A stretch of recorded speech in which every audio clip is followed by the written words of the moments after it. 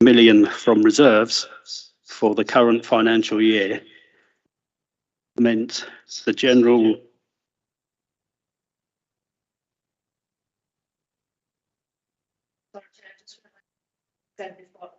until now wasn't present on YouTube, so we might want to repeat again. Okay. Not with an echo.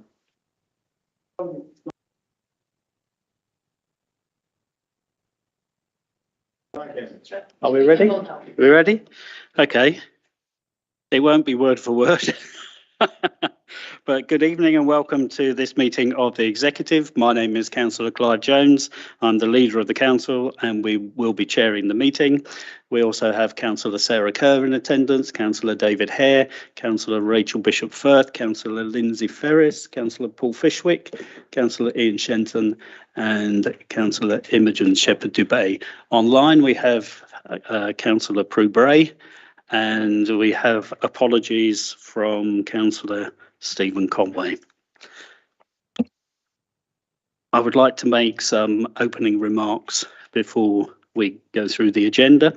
During the first 4 months of this administration, we have found some very difficult issues that we as an executive will have to deal with. The previous administration used £2.2 million of reserves to plug the gap that they had in this year's budget. They chose to raid reserves rather than take tough decisions like increases in car parking charges. Taking 2.2 million from reserves for the current financial year meant the general reserve forecast was reduced to 9 million at 31st of March 2023. Dealing with the revenue shortfall like this means that the hole remains for the year 2023-24. This has to be addressed by this administration. We can't use general reserves again because this will reduce them to below 7 million, which is something our finance director would not allow us to do. It is, of course, something that we would not want to do. We don't want the government to be crawling all over us like they are in Labour-controlled Slough and Conservative-controlled Thurrock. As well as these shortfalls left by the previous administration, there are other serious budgeting issues. 18 bus services were not properly budgeted for after September, October. There was no provision to complete the Winners Triangle Park and Ride. The previous administration knew about the overspend of 1.3 million for 6 months, but did nothing and certainly didn't budget to finish the project.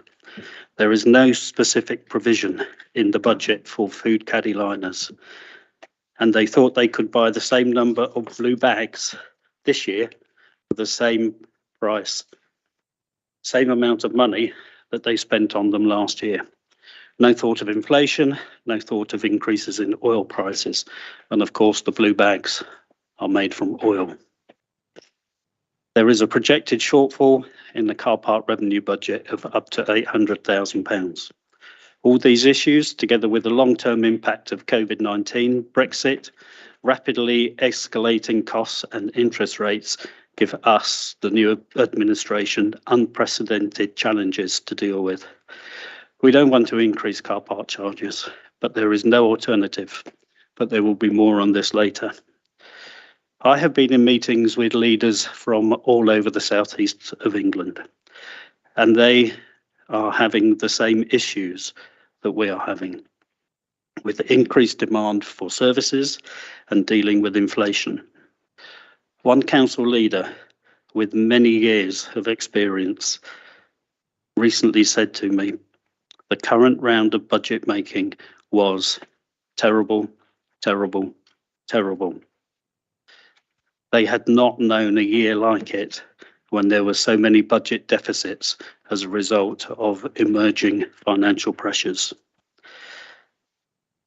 Many additional ways of reducing costs or increasing income will need to be considered across all council services, in addition to raising car parking charges to ensure our financial viability and enable us to deliver the vital services needed by our residents.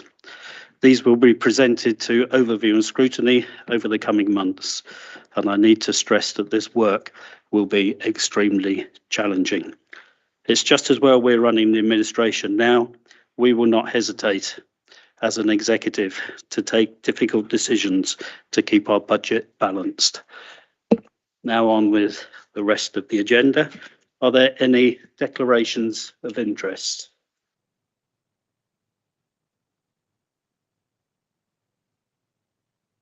Sarah? I have a declaration of interest for item 40, Carnival Hub Public Realm Art Installation. I'm a trustee of the partner organisation Arts for Wokingham, and I will leave the room for this debate and vote. Okay. David? I'm a director of Optalis. Okay. Prue, do you need to make a declaration? Being a trustee of Kaleidoscopic. That's right. I've got my hand up, Clive. Oh, Sorry. Sorry, Prue. The reason I'm not there in person is because I'm got a horrible cough. So excuse me if I cough in the middle of this. Yes, I'm also a director of WBC Holdings and Berrybrook Homes, but I'm also a trustee of Kaleidoscopic, which is a domestic abuse charity. It's a personal interest. Doesn't stop me speaking on any items. I don't think it's not a prejudicial interest. Okay, and I need to declare that I am a director of WBC Holdings and Loddon Homes Limited. I didn't go through the minutes, so we are asked to confirm the minutes of the extraordinary executive meeting on the 22nd of March 2022. Are members content to agree to these minutes? These minutes have been on the website for some time. It was a meeting of the previous executive and no issues have been raised. So I think we are okay to approve those minutes. I just want to say I'll be abstaining because I was absent from the meeting. Okay. And the rest of us vote in favour? Okay. And then we also have the minutes of the executive meeting on the 28th of July 2022. Are members content Sorry, I to got the agree wrong with minutes. that? I'm abstaining from these ones, not the other ones. that's fine. Apologies. That's fine. Okay, all those in favour? Thank you. Unanimous. Minutes done. Declaration of interest done. Public question time. Public question time is for 30 minutes. I will extend the public question time to ensure that all of the questions from members of the public are heard. Can I ask all of the questioners to put their question and then mute their microphone, and the relevant member will then give a response within 2 minutes and then mute their microphone. I will ask if the questioner has a supplementary question, and then we will repeat the process. The first question is from Jan Hurd for Lindsay Ferris. Thank you. Can you hear me? Thank you. My question is, a recent discussion with officials from the University of Reading made clear that the university is still very much focusing on the plan to build 4,500 houses at Hall Farm. At what point will Wokingham Borough Council make clear to the university that this plan is unacceptable to the council? Thank you, Jan. Nice to see you in person. As explained in answers to similar questions in May, June and July, our administration is working with officers to look carefully at options for how we can best plan for our housing and development needs going forward in ways that ensure that our new local plan will pass as sound at public examination. I cannot predetermine the process. However, I can assure you that we are going into this process open-minded, as we must, and that we will carefully consider all the views that have been expressed by residents alongside those stakeholders, and importantly, the technical evidence that must guide us to the best and most sustainable locations for new development to be located. I would like to expand on the answer I gave at last week's full council meeting, reference the new government requirement that flood resilience needs to be taken into account for the full duration of any proposed development. This is particularly relevant for those proposed developments which include or are close to a major river and its floodplain and go beyond 15 years. I will be actively pursuing this issue within the council. I believe it would be difficult, if not impossible, to know the impacts of climate change could have on future water levels this far ahead. This could put into doubt the sustainability of such developments. Do you have a supplementary question? Yes, I do Yeah, indeed. Thank Thought you. you might. Thank you. So before the coalition was formed, its members had made various public commitments during the election. One example is the Liberal Democrat statement that they oppose Hall Farm on grounds of flood risk to Lower Early. So I'm very pleased to hear that you're taking that seriously. A subsequent promise was in your supplementary answer to me of the 30th of June, stating that you would undertake the role strictly in line with planning policy.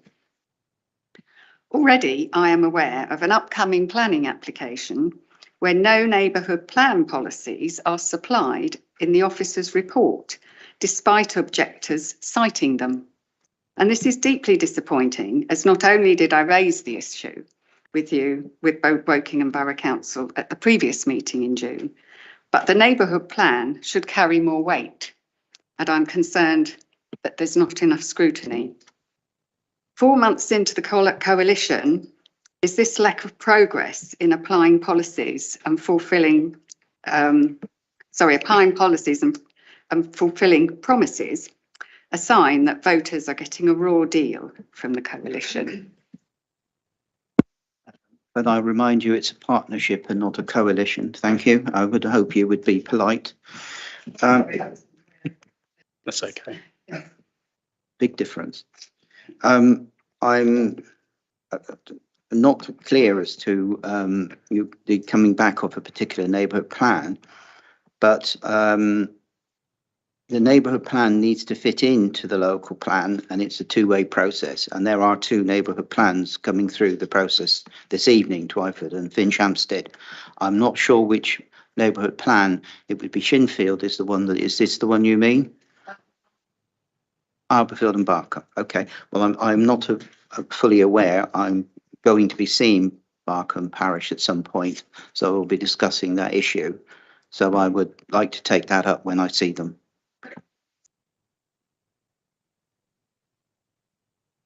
If you want to email them to me, it's fine. Thank you very much. And the second question is from Paul Stevens to me.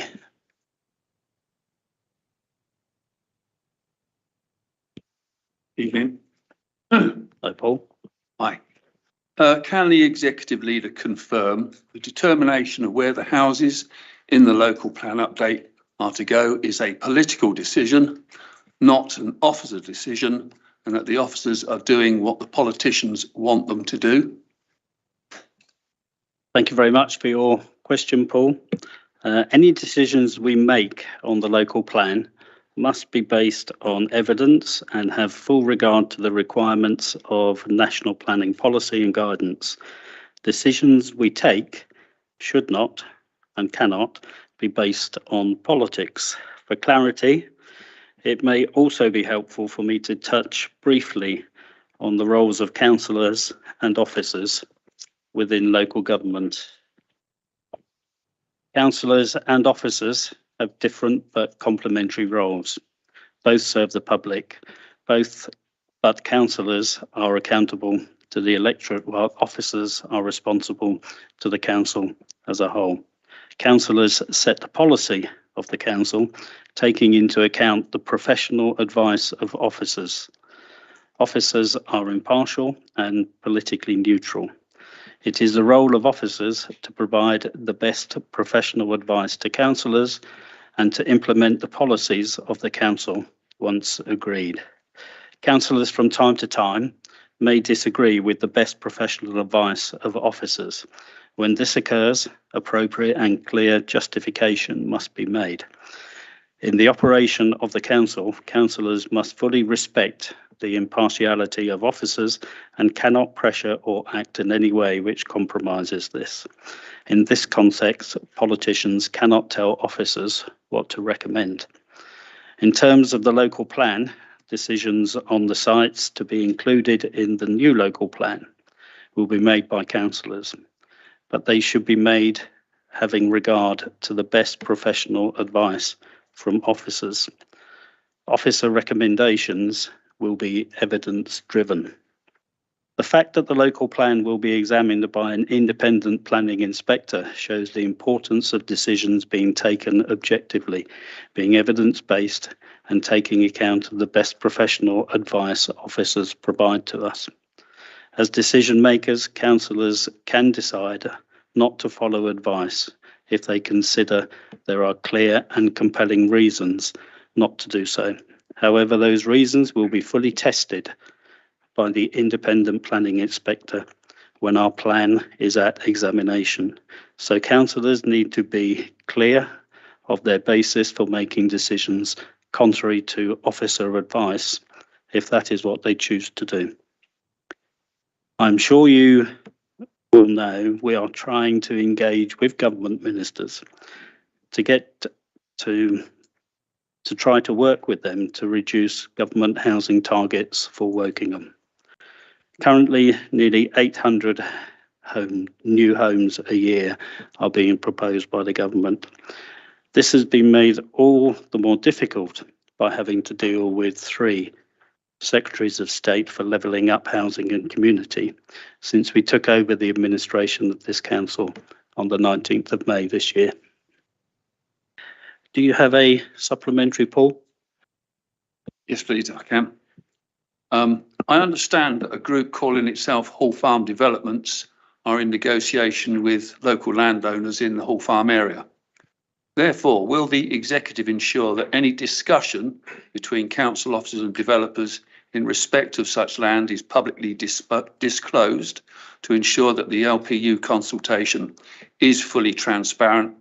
And can you confirm whether or not the Hall Farm Development Group are in contact with Wokingham Planning Department, please?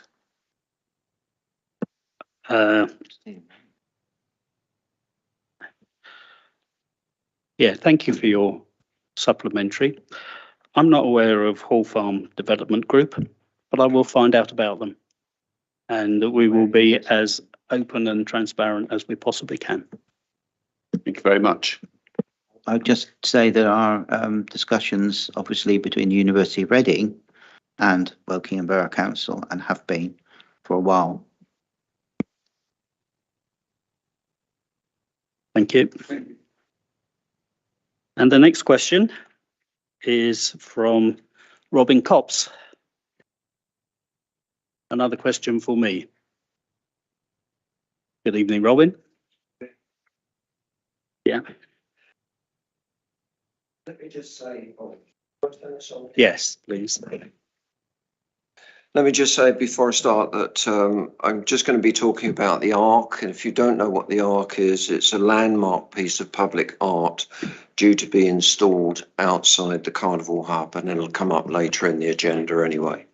So my question is, the Ark is being funded by donations connected by the charity Arts for Wokingham, as a gift to Wokingham Borough. The charity exists to advance arts and culture for the public benefit. Do you anticipate that the council will positively support the installation of more public art in the future across the borough, and particularly amongst the new housing developments, which will enable more people to have access to free art on their doorstep? Thank you very much for your question, Robin. As I'm sure you're aware, the Borough Council is very, very supportive of the Ark public art project, and has been closely working with Arts for Wokingham to provide a site that is easily accessible, widely visible, and at the heart of our community. The council has an aspiration to continue to support public art in the borough and is keen to work with other organisations in partnership to deliver that vision. To that end, the council are working with Arts for Wokingham to reboot the Cultural Alliance as a true partnership of equals to seek creative ways to deliver public art during this time of unprecedented financial difficulties. The current planning policy documents have listed art as a key design principle within the strategic development locations, and public art is integrated within the design where possible and appropriate. Examples can be found within South Wokingham and Arborfield. South Wokingham has 3 pieces of public art, comprising sculptures within Montague Park, while the next development of the south of the railway will also contain public art. Arborfield has 3 life-size horses by Amy Goodman. New artworks are planned as part of the town centre regeneration at the Carnival Hub and the new neighbourhood centre in Shinfield. There will also be opportunity within the new Arborfield district centre to contain public art when it is developed. The emerging local plan update will set out a long-term development strategy for the borough. The preparation of the local plan update will include a review of existing planning policies, which will be updated as appropriate. Public consultation of the emerging local plan has included policies relating to the design of new development, which encourages the provision of public art, particularly integration into the design of large developments. Wokingham Borough Council want to help organisations such as Arts for Wokingham as much as we possibly can. And we really want arts and culture to be really vibrant in the borough. You know how to find me, and you know how to find Sarah Kerr, our executive member, who is responsible for arts and culture. And I hope that you will not hesitate to do that if you think that we are not giving you the support that you should have over the next few years. Do you have a supplementary? Right, thank you very much for that. And I'm very pleased to hear it. The supplementary I've got here, I think you've answered, but I'd like you just to reinforce it as well. So I'd like to ask you, will WBC be able to fulfil the aspirations of its own arts and culture strategy in the future in these financially challenging times, as you laid out the other night, as you know? I really, really hope that we will. We might not be able to do as much as we wanted to, would want to in the short term, but definitely in the medium term, absolutely in the long term as well. So we really want to develop a strong arts and culture policy for the borough and then implement it over the next few years.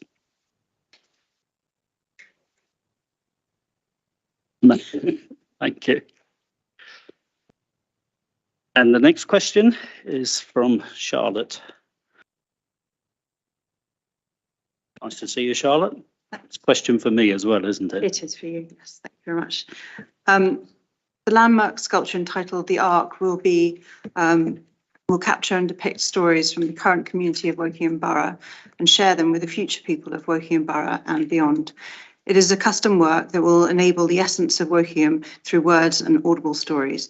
Do you think that there is anything that Wokingham Borough Council can do in partnership with Arts for Wokingham, who are commissioning this work, to continue to engage the public locally and specifically to understand the impact of the ARC on the communities within the borough? Yeah, thank you for your question, Charlotte. Two of the priorities of this administration is to develop partnership working, both within the council and with external organisations and communities, and enhancing the borough's arts and cultural offering. Therefore, the council, subject to the costs and resources required, would be in favour of continuing to work in partnership with Arts for Wokingham to understand the impact of the ARC on communities in the borough and to continue to engage with the public. We would hope that this engagement will evidence some of the documented benefits of public art elsewhere, including having the ability to define the individuality of a place and increase a sense of identity for residents, as well as helping to promote the borough to attract visitors, new employees, and encourage business to invest in an area, demonstrating that public art can be an emblem of optimism, renewal, and progress. And I really want to stress again, Charlotte, that the Borough Council under this administration really does want to work with Arts for Wokingham and other organisations within the borough. And we want to work with you very closely. Do you have a supplementary? I do, you won't be surprised. But before I ask it, I'd just like to say that officers have been absolutely wonderful with working with us in partnership. So I just wanted to put that on record and providing the space for the ARC specifically as well. Well, that's very kind of you. We'll make sure that's passed on to them. Great. So my question is how could Wokingham Borough Council use this major landmark piece of public sculpture to raise the profile of Wokingham Borough, bring further investment and economic prosperity into the area? And do you think that there is scope for the library service and its users to be able to take advantage of this project, its location and text to further their objectives? Yes, I think there is definitely scope for the library service to do that. And we'd be very keen for you to do that. And I'm sure that you will have a very, very fruitful conversation with Sarah Kerr, our executive member for the arts. Your piece of sculpture by Nicola Anthony is really going to create an identity for Wokingham. And we are very committed to creating a wider culture of encouraging arts and culture in our borough. And wouldn't it be nice if people in a few years' time in the south of England were talking about coming to see this piece of art in Wokingham in the same way that they want to go and see Anthony Gormley's Angel of the North just outside Newcastle. So we will support as much as we possibly can. Thank you. If we move to EP5, Tony Johnson with a question for Councillor Prue-Bray, who is online, Tony. Wokingham is proposing to provide 2 special educational needs schools, one at Rooksnats Farm near California Crossroads, and one at Gray's Farm near Holm Green, both of which are in pleasant rural locations. I note with interest that this time the borough has submitted an equality impact assessment as part of the proposal to be considered by this executive meeting. However, neither of the locations is mentioned in the EQIA, and so their rural nature and the corresponding lack of noise or air pollution hasn't been factored into the assessment. Rather than me make any assumptions as to where the schools might end up after the executive makes its decision tonight, would the executive member for Children's Services please explain why the locations were left out of the EQIA and what that means for the actual places the schools might end up being located. Right. Thank you for your question, Tony. I'm sorry I'm not able to be there in person. So an equalities impact assessment assesses the likely impact of a proposal on different groups of people. And detailed assessment of the environmental impact of a proposal would normally be done as part of the preparation for submission of a planning application. So while it is indeed true that we need to look at issues like noise and air quality when deciding whether a site is suitable for a special school, the equalities impact assessment is more about how the principle would impact on particular characteristics such as religious belief, race, sex, disability, sexual orientation or age. In other words, whether there would be beneficial or negative impact on those people with those particular characteristics by having more special schools capacity in the borough. And the one we've done shows that there would be a beneficial impact. We don't know whether our expressions of interest will result in 2 special schools, 1 or none. We are confident that there are no environmental showstoppers in our choice of sites, but the detailed environmental work will happen if and when we get the go-ahead for the schools. So to answer your question directly, the reason the locations were left out is that the equalities impact assessment was assessing the impact of having more special schools on people with protected characteristics, and it doesn't have any implications with regard to the locations of the schools. You have a supplementary, Tony? Of course, Clive. Be I disappointed won't if you repeat hadn't. what I said about equalities impact assessments and Justice Lewis and Bath and North East Somerset Council.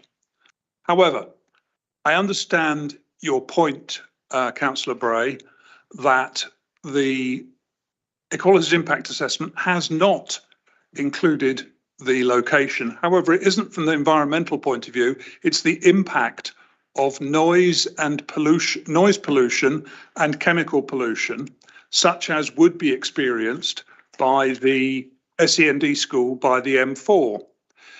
If the council, if this executive meeting approves the schools, then is there still a need to locate an SEND school by the M4, or can these 2 schools be adjusted in size to get an economy of scale and thus benefit the children through not exposing them into either a locked environment or to excessive levels of noise and pollution? Right, there's quite a number of things packed into that, Tony.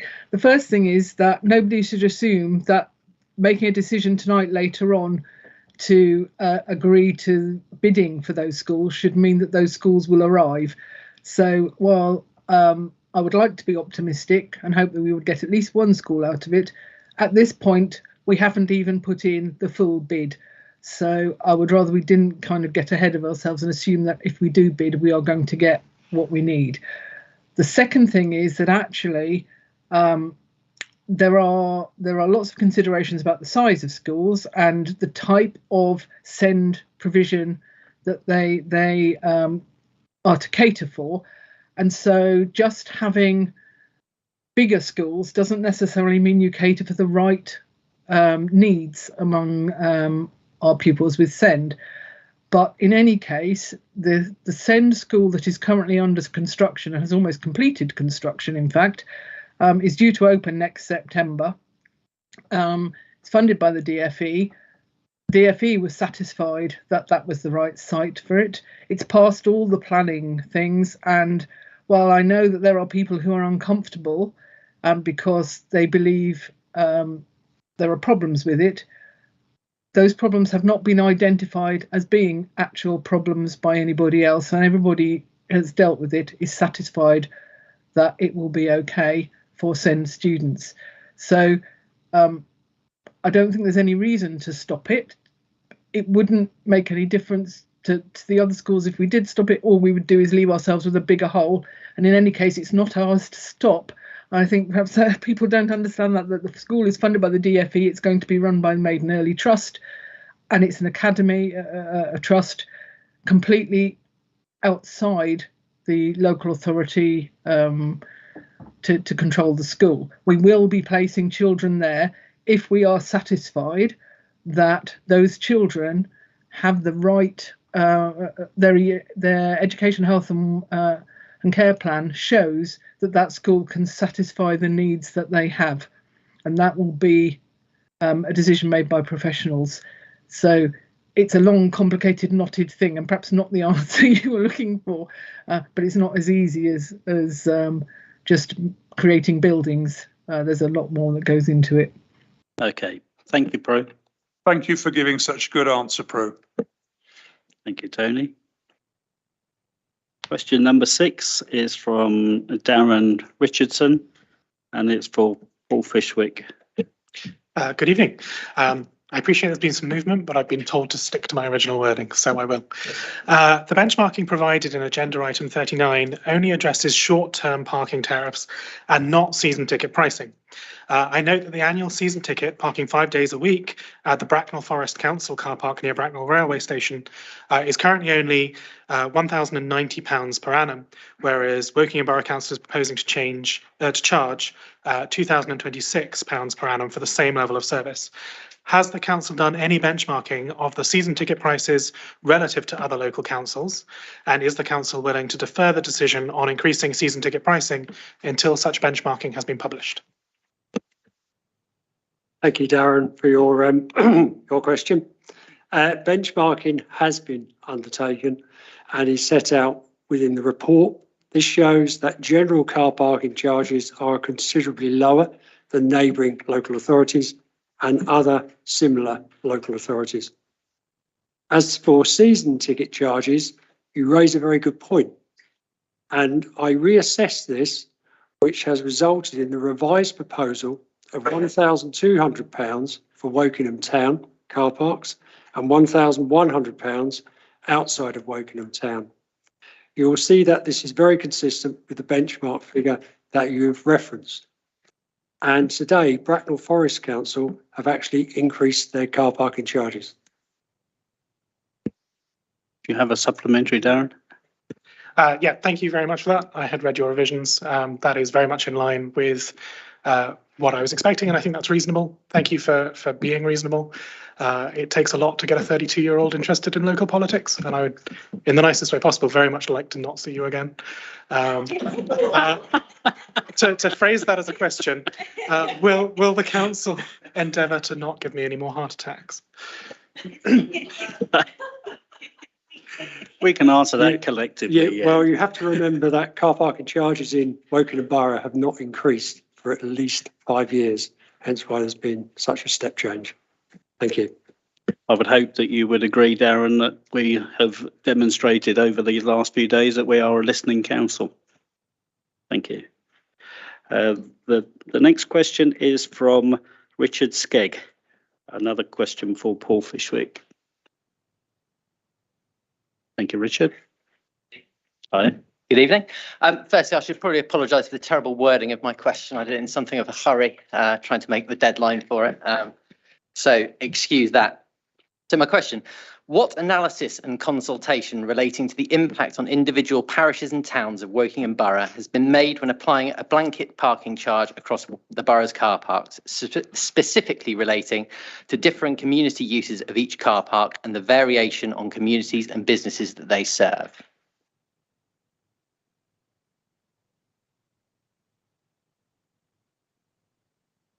Oh, it's gone on now. Good evening, Richard. Your question made sense to me, and thank you very much for that. And you raised a very good point. So following feedback received from the initial proposals set out in the agenda, I will be making the revised proposal that addresses this very point.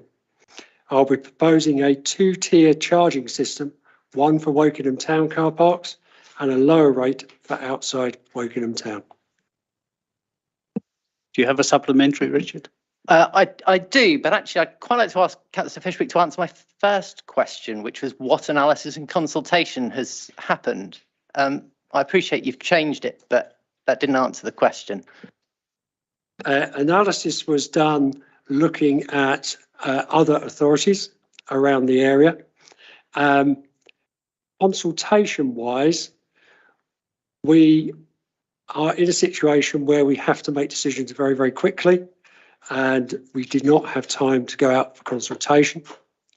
And the feedback that we've had since the agenda was published, we have taken that into account and therefore made revised changes, which I am putting in an amended paper tonight. So I suppose the answer to that is very little then. No, That wasn't my supplemental question. The supplemental question then, having seen the revised charges which you published 33 minutes before the beginning of this meeting, I will confess that I'm bitterly disappointed and I had hoped that sense would prevail. What support will you offer the businesses and organisations that are potentially affected by the new charging schedule should they be detrimental to their operation? We unfortunately have a situation where we have up to £80,000 whole in our budget. £800,000, sorry, in our budget, which we will need to try and fill this financial year. That actually totals, with that and others, £2.2 million budget gap, and that increases to £4 million next year. We're in a financial emergency and we need to increase car parking charges, unfortunately, and this is the first time in 5 years. If they'd been increased on an annual basis, such as Bracknell Forest tend to do, the step change would not have been as great. Thank you for your questions, Richard. The next question is from Susan Dillon. She is asking Paul a question. She's unable to attend. So I can put the question on her behalf or advise that a written response will be given. What would you prefer?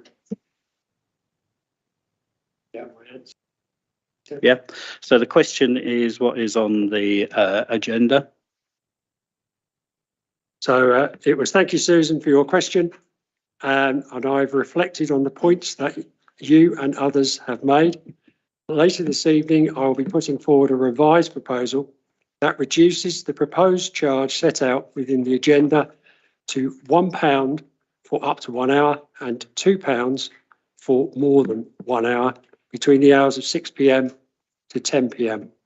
I hope that you appreciate that the imperative for the council to find ways of generating additional income from its universal services so it can respond to the stark financial pressure and its need to target support to the most vulnerable. I have also tried to accommodate your issue as best as possible. Thank you, Paul. So we move to question number 9, which is from Mary Nash. I don't think she is present and not online. So if we ask a question that is in her name, EP9, would you like to give the answer, Paul? Mary's, my response to Mary was virtually the same as the previous one. Okay, thank you very much. Question number 10 is from Brian Finelli, and this is a question for you, Paul. And I think Brian may be there virtually, yes. Yeah. Would you like to ask your question, Brian? Yeah, thanks. Just for clarity, I'm Brian Finelli for the Woodley Town Centre manager and representing the Woodley Town Centre Partnership. You're probably aware that the partnership is a partnership between Woodley Town Council, Wokingham Borough Council and the traders of Woodley. I thought I'd just clarify that before I ask my question. Okay, my question then is that the Woodley Town Centre Partnership are extremely concerned about the proposed increase in car parking charges in Woodley Town Centre. The increases for 2 and 4 hour stays, together with the introduction of charges for evenings and Sundays, are of particular concern. You will be aware that many businesses have had a very challenging period over the past 2 years, and that the current cost of living crisis has meant that the hope for post-COVID bounce hasn't materialised. These proposals will undoubtedly put intolerable additional pressure on many businesses in Woodley Town Centre. We are mindful of the financial challenges that Wokingham Borough Council are facing and understand the need to look at all areas to address these challenges effectively. I would therefore like to know, though, what non-statutory services or projects have been reviewed with a view to raising extra finance or indeed reducing expenditure, and why were they discounted instead of this proposal? Thank you, Brian, for your question, which I've reflected on and will be proposing later in this meeting a revision that introduces a two-tier charging system, one for Wokingham Town car parks and a lower rate for outside Wokingham Town, including Woodley. In addition, I have reviewed the evening charges, and a change to the evening charges has been amended between the hours of 6 p.m. to 10 p.m, resulting in a charge of £1 for up to 1 hour and £2 for more than 1 hour. However, I consider Sunday to be similar to a normal shopping day, and the introduction of charges on these days is likely to mean that there will be a greater turnover within the car park, bringing in additional footfall with more people spending money within our town centres. I believe this will be a boost to the local economy rather than long stays taking up spaces.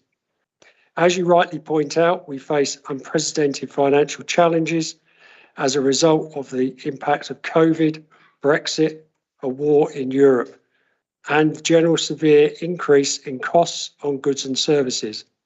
The identified increases for our car parks will only assist with a portion of this challenge.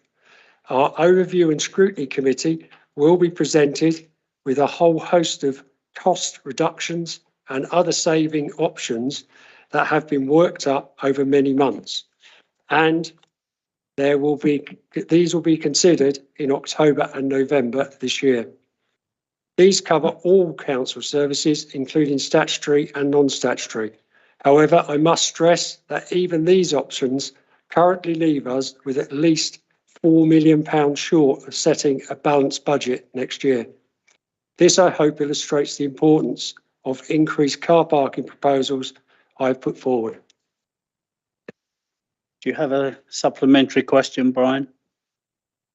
Well, I've not submitted one. I did ask 2 questions, and I was told I could only ask one. So, is it appropriate? I have got one here. If you're prepared to answer it. You can ask a supplementary question if it refers to your original question. If it doesn't, you can't answer it, or the answer. Okay. Shall I ask it then, and then you can tell me? Okay. I note in the original proposal, I know there was an amendment to 6:30 tonight, but in the original proposal, there was reference to the car park usage in 23-24, and it was stated that you're expecting the car park usage in 2023-24 to increase. And I wonder what evidence you've got for that assertion. Car parking has gradually increased since or post-pandemic. We have that data from the number of car parking tickets sold.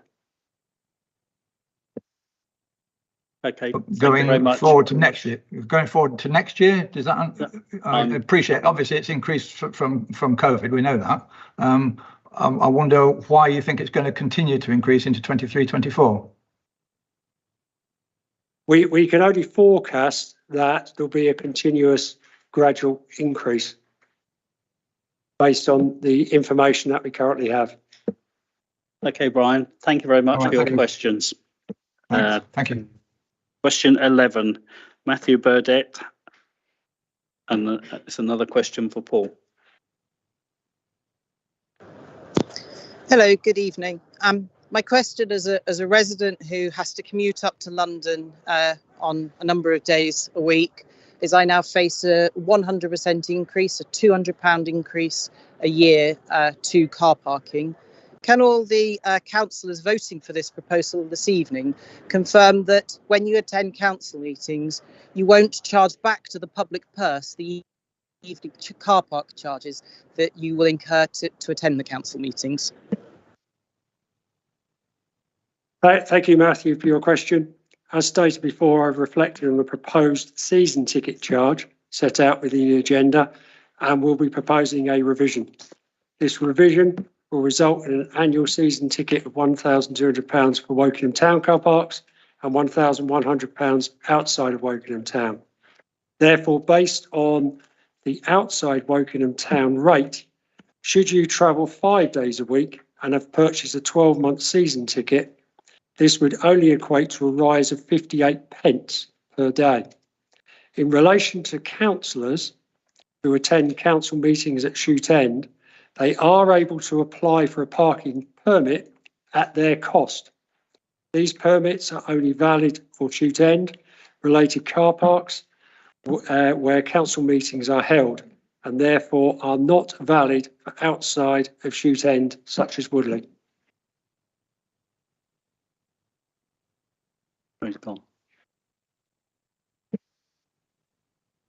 Okay, I think he was travelling from what it looked like to me. Okay, that finishes public question time, so we move on to item 30, which is member question time, which will last for 20 minutes. And the first question is from Gary Cowan, who will be, is there? Online. Yes, he was Yes. there just a second ago. For Lindsay Ferris. Nice to see you, Gary. Well, nice to see all of you. I hope you're having a good day. One point I'd like to clarify. Jan Hurd mentioned the Arbfield and Barkham neighbourhood plan, and I would say it's been adopted by this council in 2019 and it has a lifespan up to 2036, yet the adopted policies seem to be ignored by the local plan update. I think that's the point Jan was trying to make, so I'll just clarify that there. Anyway, I shall ask the question standing in my name. Thank you. Thank you, Gary, for your question. Since I've taken on this role, I've seen professional and active planning department in operation. Any department, however it is working, can always find a review of their services helpful. In this regard, I have asked the Director of Place and Growth to commission the Planning Advisory Service to carry out a peer review of the service. Members will be involved in this process, and I'm happy to suggest that you participate if you so wish. Do you have a supplementary, Gary? Yes, and thank you for that. Really picking up on at council last week, Councillor Sarah Clare referred to an excellent evolving programme designed to improve the service of the borough. The borough councils, the service it delivers to residents and therefore by default councillors. I think professional organisations have to learn that constitutions must be open and transparent.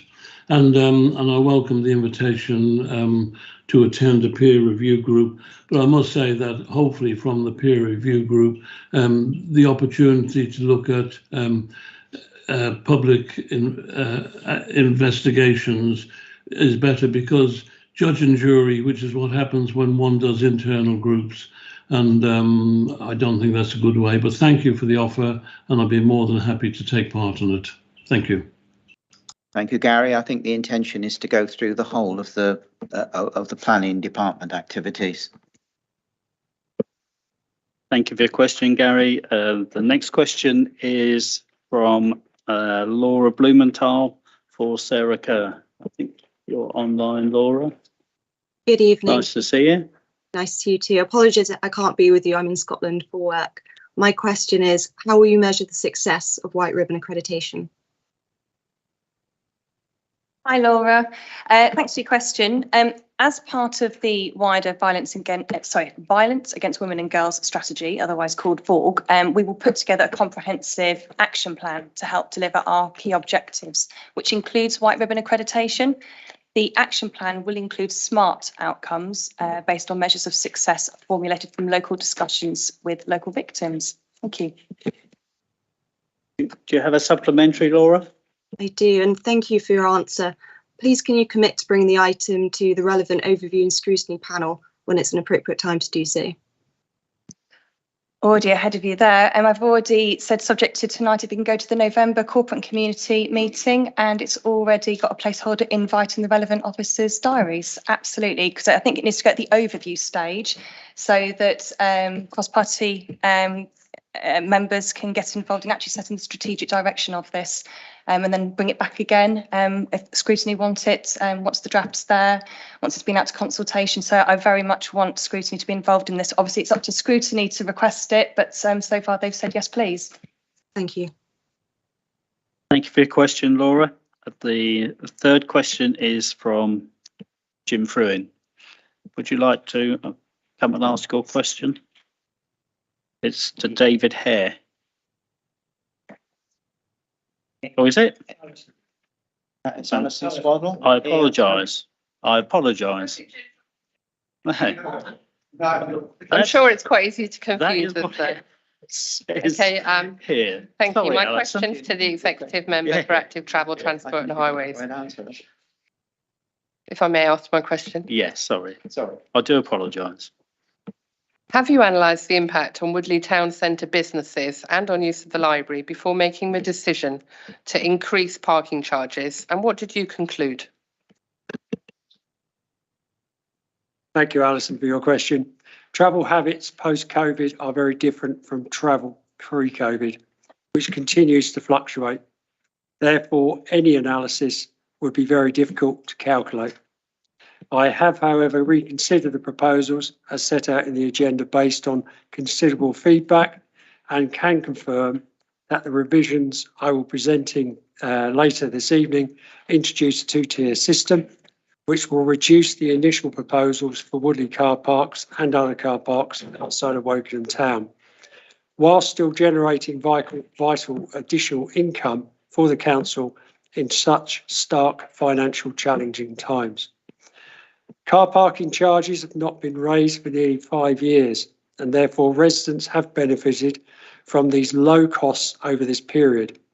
As shown by the benchmarking, even the proposed increases leave us with lower charges than surrounding authorities. And it is likely that some of our neighbouring authorities' charges will increase even higher, such as Bracknell today.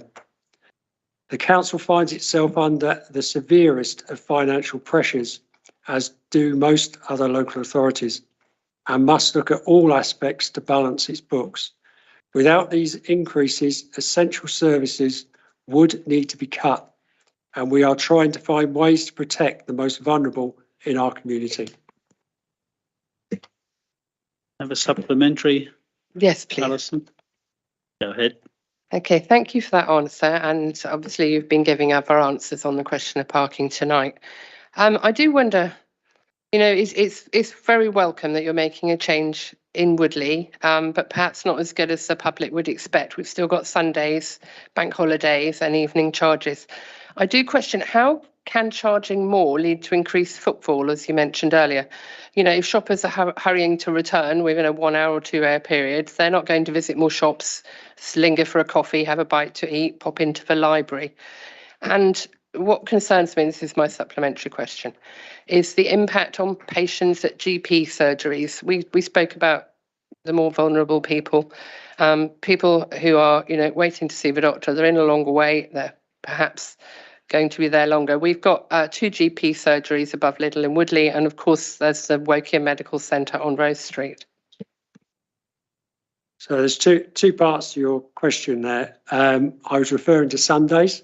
Sundays are currently free, so people will park there currently all day and won't move. With charges being put in place, you then get a turnover of vehicles, and therefore you then get more footfall coming into the area. Your second point about GPs, and I'm actually in one of those GPs in Woodley anyway. People who go to those particular locations are in the same charging period of what they currently are, and I've retained the 30-minute stay as well in Woodley.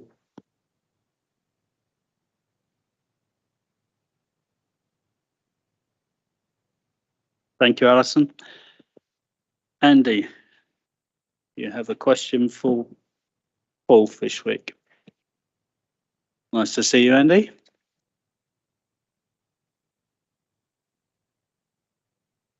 Good evening, everyone. Hi, Paul. My question is for Paul.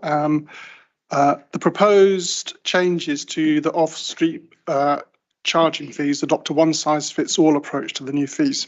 Woodley and Wokingham town centres are very different centres, and the proposed fees will have very different impacts on local residents and the local community.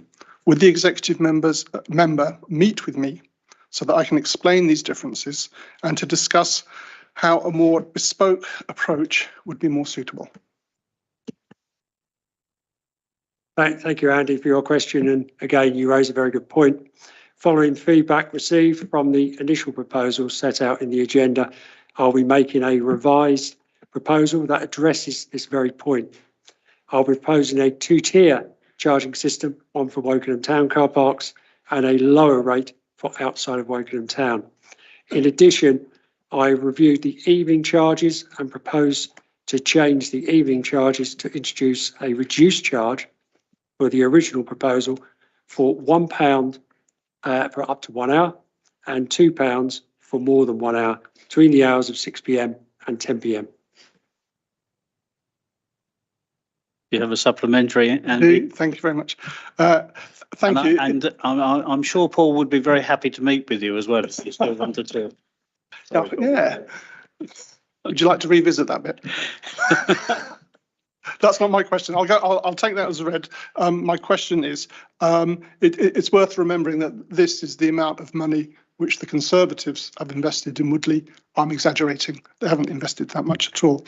So bearing in mind that there are these big differences between Wokingham and Woodley, will the decision that you reach later this evening contain any flexibility to allow further revisions should they be needed? Subject to agreement this evening, that's what we'll be putting forward for changes, and hopefully we'll get those in January 2023. Any further reviews would then take place later on, in other words, after that date. Again, I reiterate what I said previously. If charges have been increased in line with other authorities every year or every other year, we wouldn't be in this current situation. Thank you. Thank you, Andy. And the next question is from Charles. And another question for Paul. Nice to see you, Charles. Evening. I'm sorry, Paul. Yes, you again. My question is, the council, as we've discussed at length tonight, is proposing to increase car parking charges across the borough, charging for parking in the evenings, Sundays and bank holidays in an attempt to close a budget gap. Officers advised me that the reason that the budget gap is use of car parks has still not returned to pre-COVID levels. Can you advise what other options were considered to close this budget gap as alternatives to raising car parking charges, and what those options were? Thank you, Charles, for your question. Although the car parking budget as a whole is considerably short of its income target, this is not representative of the stark decline in patronage of our general off-street car parks, as it includes other factors such as park and ride and staff car parking. The current estimate of upturn in off-street car parking, not including park and rides, has improved since the pandemic and is currently in the region of 90%. Park and rides continue to suffer, with only Mere Oak operational, which is around 25% of pre-pandemic levels, and Winners Triangle currently under construction. Coffee Beach is not yet open, but all have business rates and other running costs. Car parking charges have not been raised for nearly 5 years, and therefore residents have benefited from these low costs over this period. As shown by the benchmarking, even the proposed increases leave us with lower charges than surrounding authorities. And it is likely that some of our neighbouring authorities' charges will increase even higher, and Bracknell Forest have done that today. The council now finds itself in a time of financial pressure and is looking at all aspects of how to recover from this situation.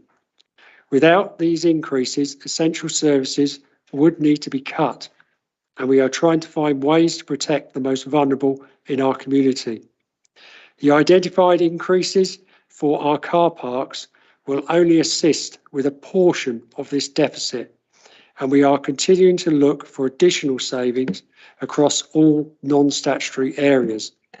Overview and scrutiny will be presented with a whole host of cost reductions and other saving options that have been worked up over many months, and these will be considered in October and November. These cover all council services, including statutory and non-statutory.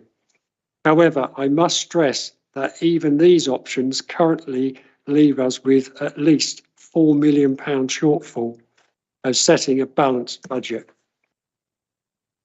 This, I hope, illustrates the importance of increased car parking proposals I have put forward. Any ideas you have to help resolve our budget challenges will be gratefully appreciated, and please could you feed these into the budget scrutiny process. Do you have a supplementary, Charles? I do, thank you. No, thank you for that, Paul. From what I've understood, and please correct me if I'm wrong, basically the idea here is putting up charges and increasing patronage of car parks will obviously create this figure, which is in the paper. Now, you must forgive me, I've come here straight from work, so I've literally read your revised paper while I've been sitting at the back of this meeting, but there's a figure of 540k in there. Will you commit basically to publishing the figures behind it, the business case, which actually, so that going forwards, I accept any prediction of the future is difficult. Nobody knows how the future is going to be. And I agree with what you said earlier about post-COVID, people's lifestyle has changed and old patterns are not necessarily the same. But will you commit to publishing how that figure's come up, basically, so that it can be public knowledge going forwards, and any future changes which may be necessary, positively or negatively, can be seen against the backdrop of that? I'm quite happy to provide you with a summary of the workings. Thank you. Thank you, Charles. And the final member question is from Jackie Rance. She is unable to attend, but Ian will still give the answer to her question, which is in the agenda. Yes. As a point of clarification, the 350,000 saving target mentioned in Jackie's question includes, I'm advised, included both food waste and dry recycling. In order to realise that saving this year, there have been a number of targeted communications to boost food waste and dry recycling, and also to minimise our overall tonnage of waste across the borough. Currently, the forecasts indicate that those savings are likely to be made. Thank you very much. As Jackie is not here, there is no supplementary. That concludes member question time. So we'll move on to item number 31, Public Spaces Protection Order, which are on pages 35 to 48 of the agenda. And can I ask Executive Member for the Environment, Sport and Leisure, Ian Shenton, to introduce this item? Thank you, Clive. The report before you seeks executive approval to implement a Public Spaces Protection Order across Wokingham Borough. The order aims to reduce the harm that's been caused by antisocial vehicle use in car parks and other public open spaces in the borough.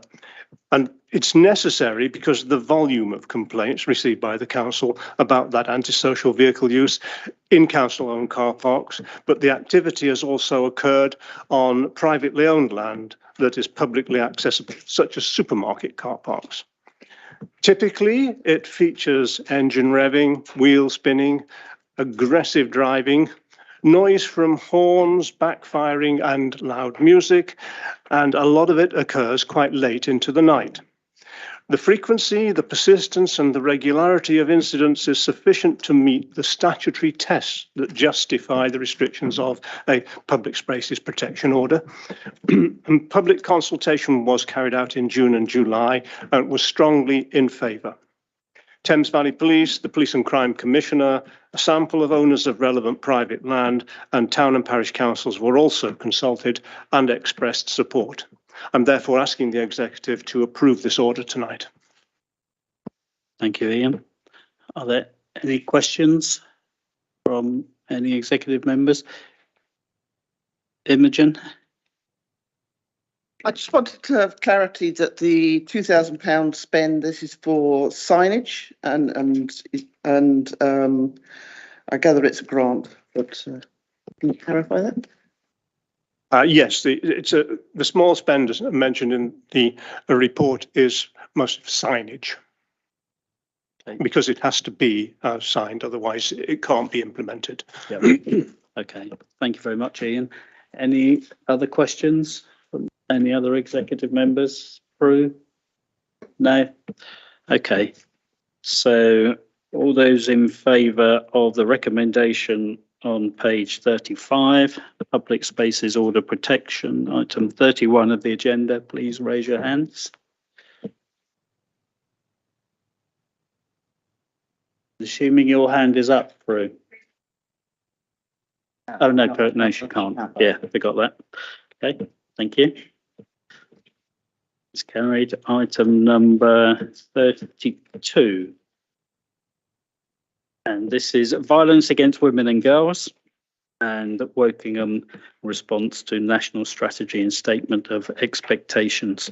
Pages 49 to 53 of the agenda. And can I ask Councillor Sarah Kerr, Executive Member for Climate Emergency and Resident Services, to introduce this? Thank you. I won't be quite as brief as Ian because there's a few things I want to say about this. But firstly, I'm really pleased that we're at this stage that we're bringing this here.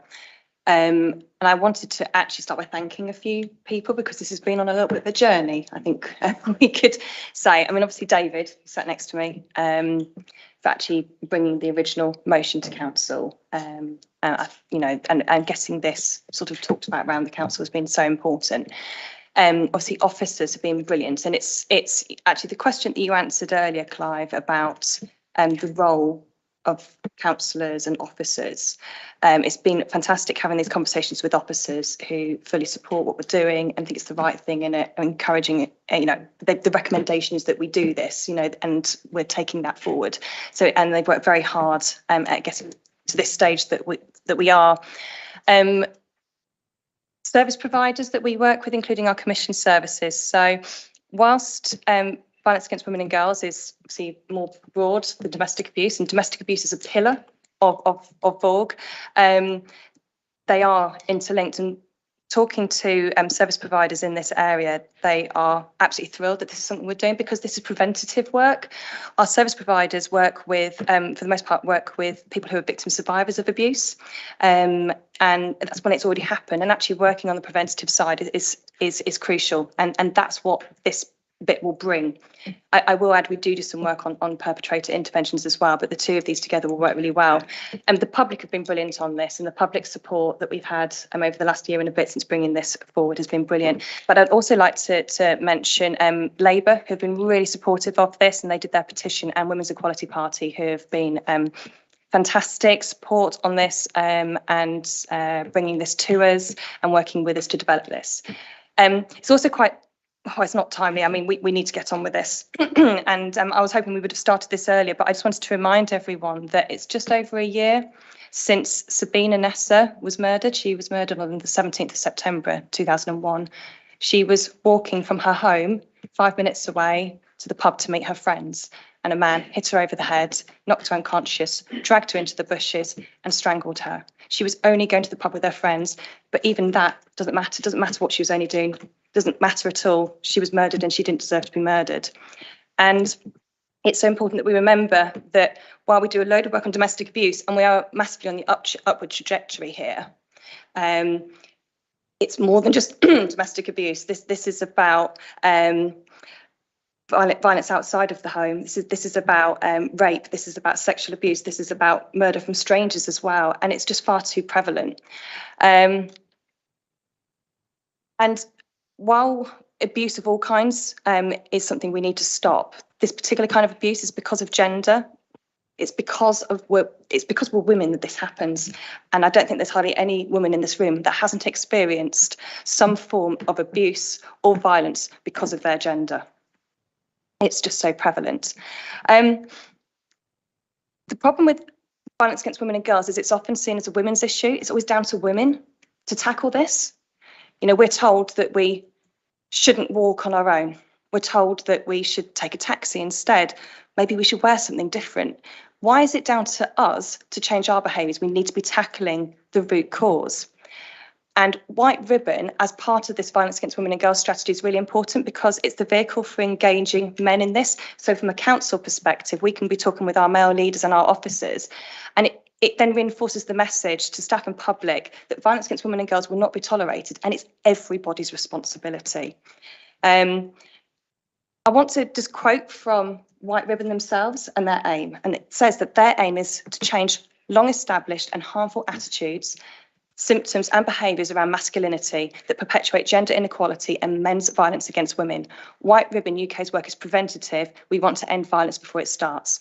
Now, what I will say is it's not all men, and we know it's not all men. Not all men abuse, not all men are violent, but all men are part of the solution, and that's the point, as well as women. So what I'm asking to everyone in this room, everyone who's listening, everyone who cares about the safety of women and girls, is that if you're with someone, whether it's a colleague, a friend, a relative, it doesn't matter how difficult the conversation is, if they say something or do something that objectifies women and treats them as inhumane, even if it's just seen as a joke, you've got to call it out. We have to stop this.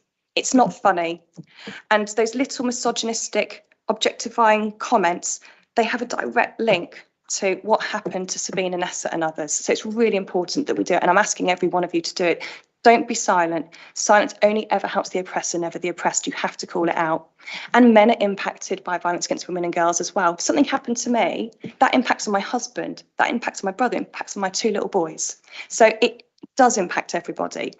There's one other quote I want to say before I finish. I know I'm talking a bit, but this is such an important agenda, and I've got the moment to finally get this message out there.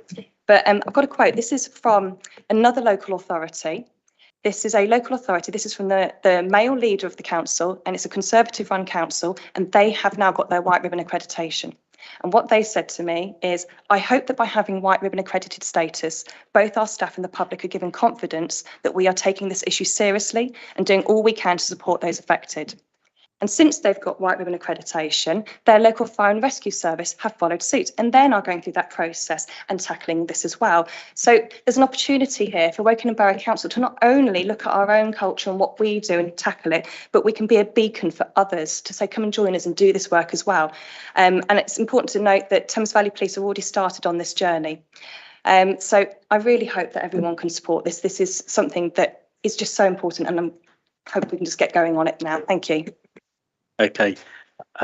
Before I ask if any other members of the executive want to say anything, I just want to publicly thank you, Sarah, and the officers that you've worked with for making sure that this has come to the executive as quickly as possible since we took over the administration of the council, and your own personal commitment to this has really shown these last few minutes that you have been talking, and it has been really great to see. I know you've worked really hard on this, and on behalf of everybody, thank you very much.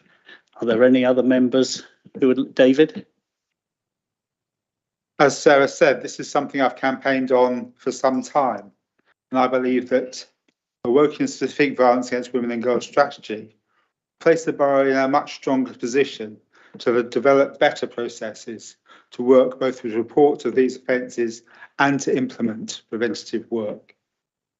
These crimes such as, and I just think it's awful, rape, stalking, harassment, alongside digital crimes such as cyber flashing and upskirting, unfortunately are taking place even in Wokingham every day.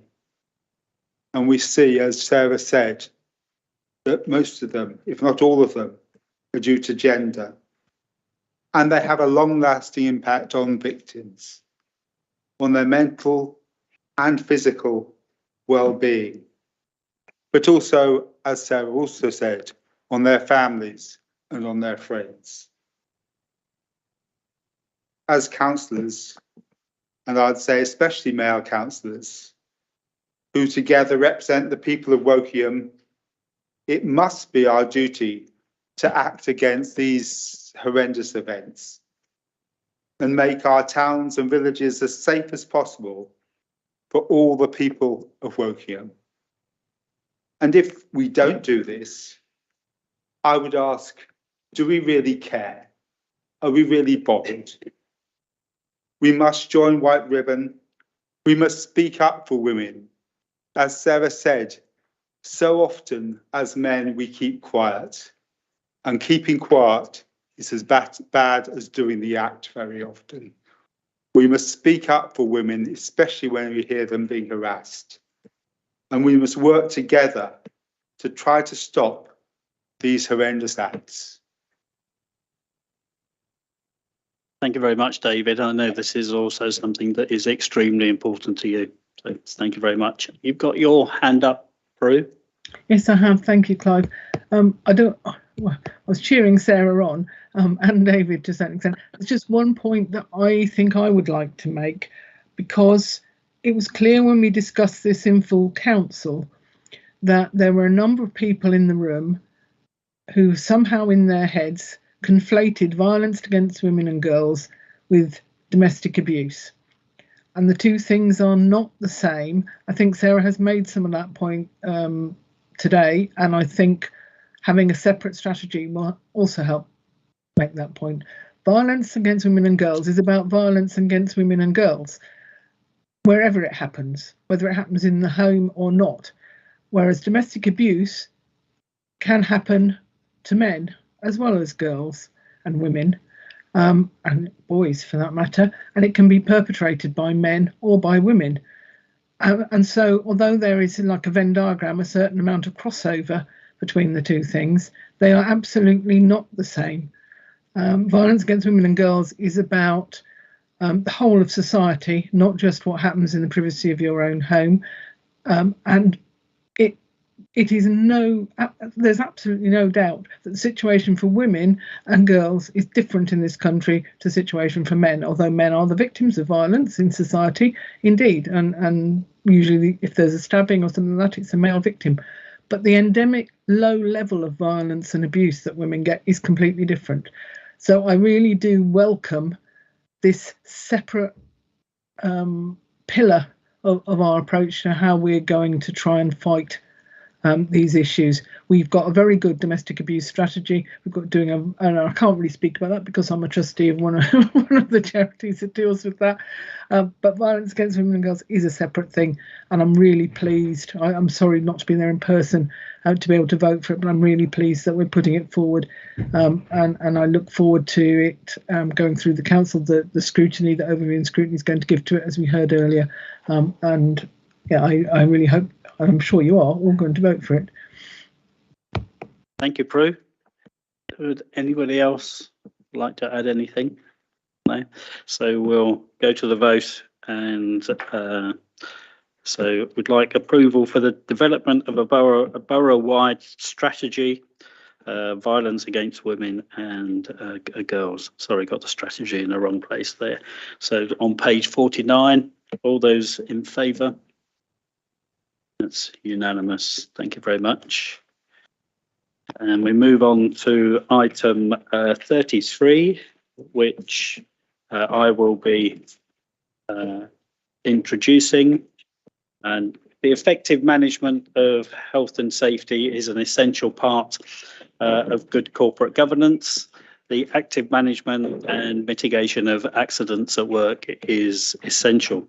This report is for the year 21-22 22, and it's pleasing that most cases reported injuries that were fairly minor in nature, such as scratches and minor cuts.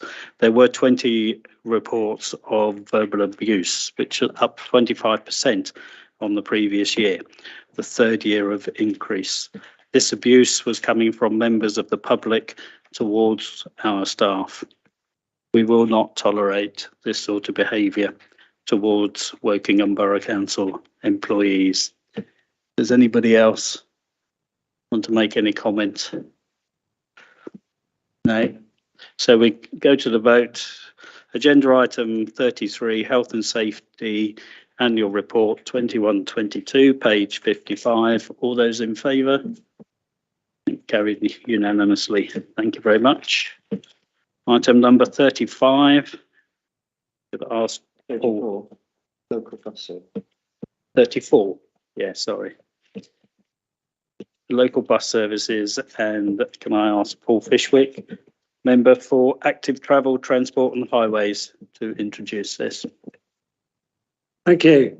During July and August this year, 2 emergency individual executive member decisions were made to A, approve the modification of contract of certain bus services, and B, approve additional funding to enable the services to be operated until the 31st of March 2023.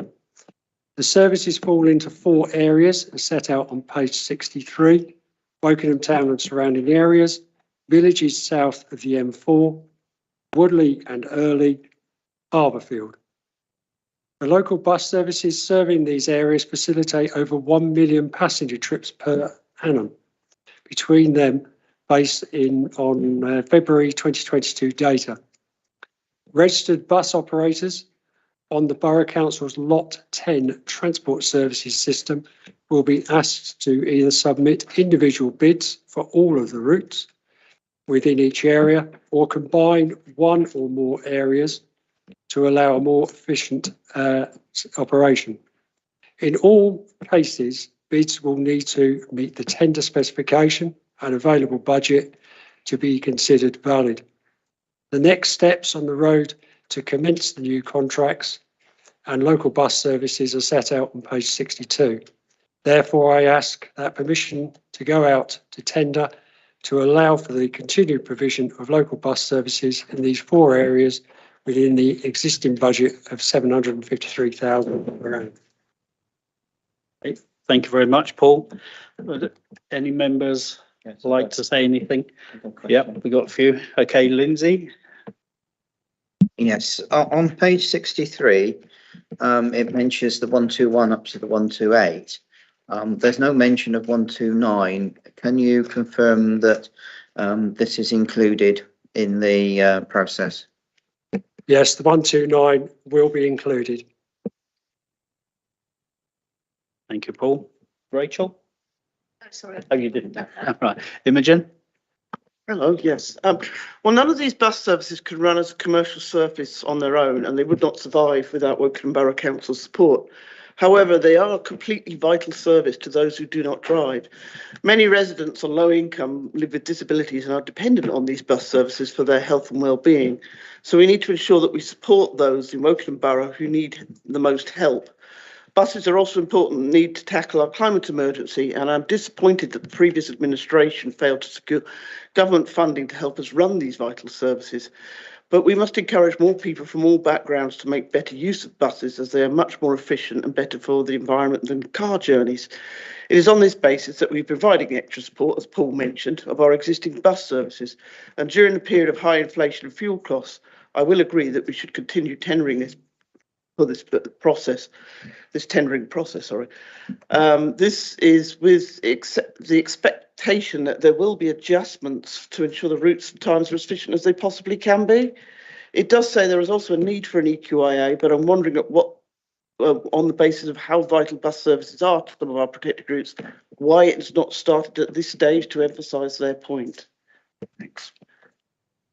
There was an existing IEQA at the beginning of the contract, and when it comes up for the completion of the tender, we'll include that in the report.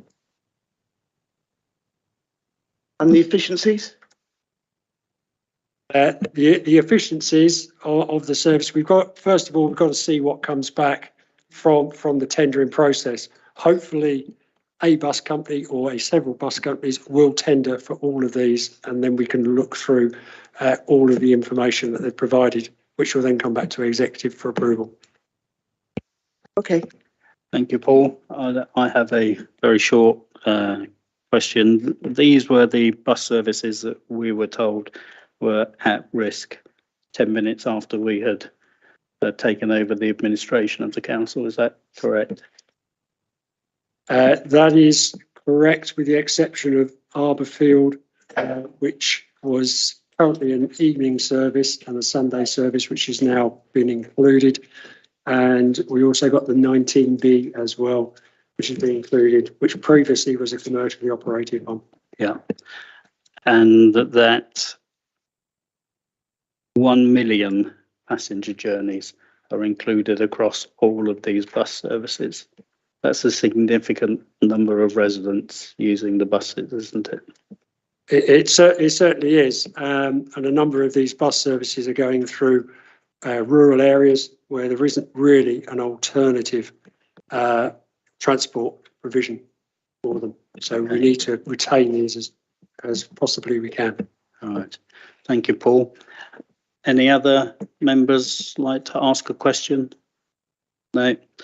So agenda item 34, page 61. And if we can vote in favour of the recommendation, all those in favour? That is unanimous. Thank you very much. And then we move to item 35. This is a proposal to change the number of supplied blue refuse bags to properties in the borough from February 2023. And I'd like to ask Ian, our executive member for Environment and Sport, to introduce this. Yes, the council's rather arcane blue bag provided for the collection of residual waste have escalated in price by approximately 50% versus this time last year. Meanwhile, the budget provision that we inherited has remained at the same level as last year. The financial situation of the council means that there's no available money in other service areas to make up the difference. Logically, therefore, we have no alternative but to reduce the number of blue bags provided. The recommended provision is 54. We know from compositional analysis of residual waste that almost 57% of the content of blue bags could be recycled, either at the curbside or at the RE3 recycling centres. So a reduction in the number of bags is expected to encourage more careful consideration of waste separation. And therefore, as the disposable cost of recyclables is significantly lower than that of residual waste, there will be a genuine cost saving in addition to the cost avoidance of the bag price increase. That is simply a cost avoidance, but there will also be a saving on the residual tonnage. We will therefore set aside some of that saving to promote recycling, particularly targeted to areas with low recycling rates. We will also provide additional green recycling sacks for the curbside recycling system upon request. The officer report also outlines potential savings available by ceasing the supply of blue bags altogether. That is because they regard it as a duty to make all available options known to the executive. But my conclusion is that that would carry a significant risk of increasing tonnage. If anybody could use any old plastic bag, we would see an increase in tonnage and therefore of cost of dealing with the residual waste. So it is my proposal, my support goes to the reduction from 80 bags to 54 bags to remain within the budget and not to remove them altogether. Okay, thank you, Ian. Does anybody have any questions for Ian? Sarah? It's not a question per se, but it's just something to add. I support your recommendation, which is option 1, which is the 54 bags. I mean, as a family of 4, we use a bag a fortnight because we use the recycling facilities that we have, so we have no need for any more. But I think in addition to this, it's important to highlight work ongoing to actually help people reduce waste in the first place. So one of the things that I've been working with Ian on and with Rachel on is looking at reusable period products. So it obviously helps bring down the amount of things that aren't reusable. And also it helps with period poverty as well. So it's something we're looking at rolling out actually fairly soon. I think in about 3 weeks' time, we're looking at a scheme there. And I guess a question I do have out of this for Ian is I know that there is a historic reusable nappy scheme. I don't really see much about it. I think, would it be okay if we could have a look at that scheme and see if it's fit for purpose? If it is, do a lot of work on promoting it. And if it's not, look at revising it so it's an appropriate scheme so that we've got more people using more sustainable options in line with this. I see no problem with that. Okay. Imogen? I need to reiterate it and make it very clear that we have a predicted deficit of 2.2 million this year and 4 million next year at least. We've inherited this budget from the previous administration, and we need to fit our services within the existing envelope. So the previous administration took 2 million out of our reserves to make the budget balance, and we cannot carry on doing that. So we do not have the capacity in our reserves to do so and keep this council on safe financial ground. So for the blue bags, I cannot support their complete removal as financially, we need to ensure that the amount of rubbish that goes to landfill is limited. The general landfill waste within blue bags is very expensive to get rid of, whereas disposing recycling food waste is about 1/3 to 1/4 of the price. In Reading and Bracknell, there have been much better recycling rates than Wokingham. We need to encourage our residents to make better use of the recycling and food waste collection, and that is something I hope that we're going to try and do. 54 bags per household has been proposed, and as that is as much as the budget will allow, that is what is allocated to them. The same amount of money was allocated to purchasing the blue bags last year, but as we've said, with the rising oil prices and the manufacturing is now escalated. But 54 bags will still provide more than 1 bag per household.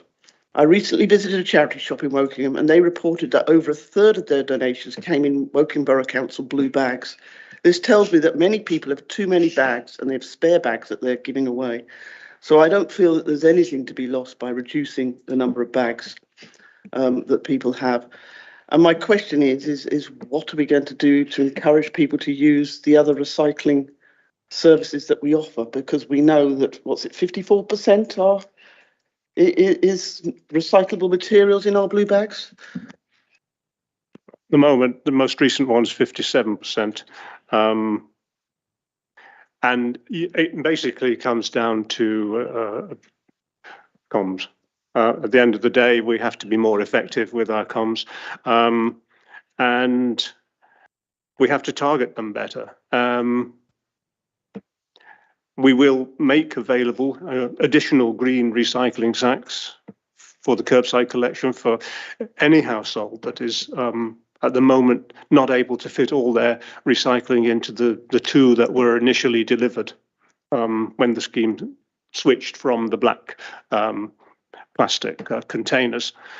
And thereafter, it's a matter of just keeping going with the same message. Yeah, recycle, recycle, recycle. Before I bring Lindsay in, I've just got a question for you, Ian. What are we doing for larger families who would need more than 54 bags during a year? Well, the proposal, as it stands, is to stop the additional bags that have historically been given out. I'm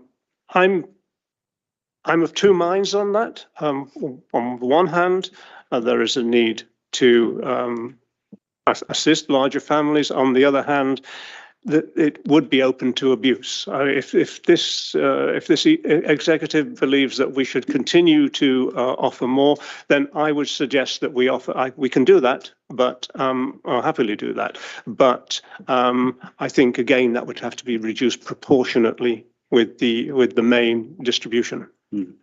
Personally, I would like to see bags available for larger Okay, families. we will ensure that that happens. Lindsay?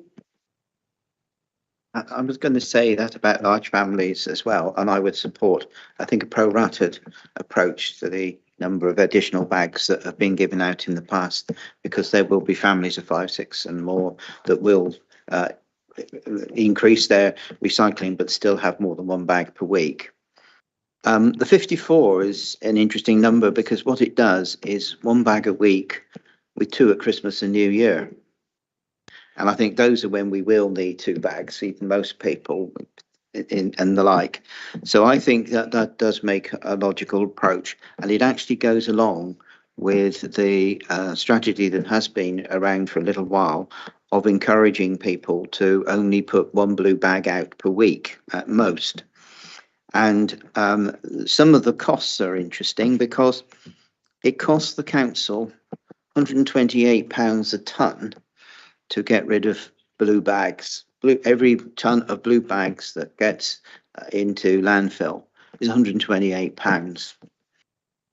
Recycling the green box, the bags, it's £28 a tonne, and there's an opportunity to also earn some money on what's being recycled, particularly if it's aluminium cans, etc. So every tonne that we can shift from blue to recycling saves about £100 to the council taxpayer year on year, week on week. And that is very important. And one of the reasons why we must push to increase the recycling. We don't just want people to shift stuff from the blue sack into the green bag just for the sake of it. It has to be recycling that goes in there. So I very much support the 54 bags, and I also agree that removing the bags altogether, because the blue bags were introduced to provide some restriction in volume. And if we removed the blue bags and we could use anything, we would lose that volume and we'd end up, I think, being worse off, and there wouldn't be any savings. It would be the reverse. So I will support option 1. Okay, thank you, Lindsay. I just need to make it absolutely clear that we will review the provision of bags for larger families. We haven't made a decision because it is not in this proposal, but we will be reviewing it. So option 2, I'm assuming. So you got Prue who wants sorry, to speak, Prue. and I'd Sorry. like to say something. So I just wanted to say 2 things, one of which was Christmas. Actually, you should be filling up your green bags with all your recyclable wrapping paper, and you should be filling up your food waste with your turkey carcasses and your whatever else it is, your vegetable peelings and your leftover Christmas puddings, and not putting that in your blue bag, which you don't need an extra one at Christmas for. You actually need extra food caddy provision. As more likely. But what I did want to ask is, can you assure me that provision has been made for people, adults who have incontinence pads and things like that, that we're not going to penalise them, and that we are going to allow them a proper allocation of bags to dispose of that sort of waste? That has been taken into consideration. Yes, absolutely it has. And that there is consideration for people with medical needs at the moment, and that will continue. Okay, I've got Sarah and then Paul. It was a couple of points of clarification of things that have been said. Sorry, firstly, it's not recycle, recycle, recycle. It's reduce, reuse, recycle. I just want to make sure we get that right. Thank you.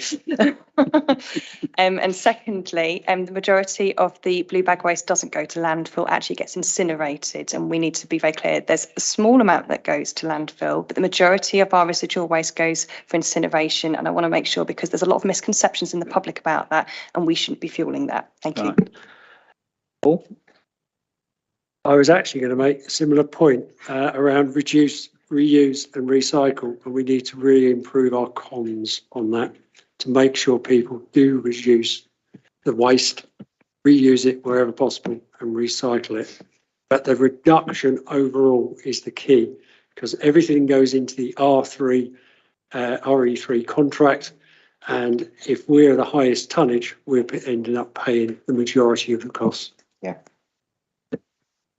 Yes, this morning I spent at the Joint Waste Disposal Board, which was held in Bracknell.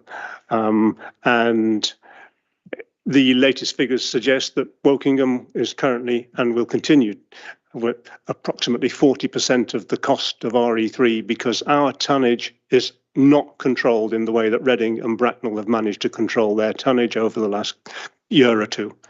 And the main part of that is their move to containerization with wheelie bins and with a reduced frequency of residual waste collection. That is the main reason that they have managed to achieve those reductions. And as a consequence, we're paying a disproportionate share of the cost of RE3.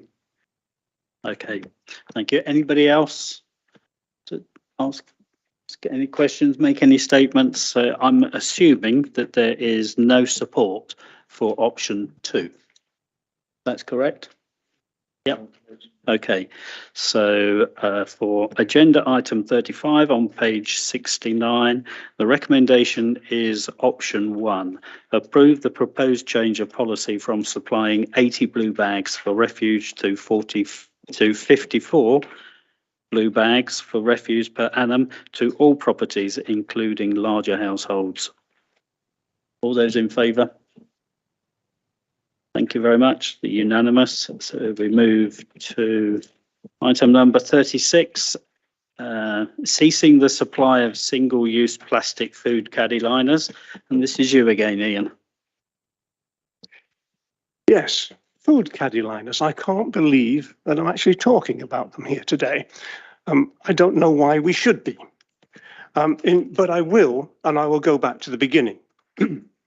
In January 2018, the executive of the previous administration approved the introduction of food waste collection service from April 2019.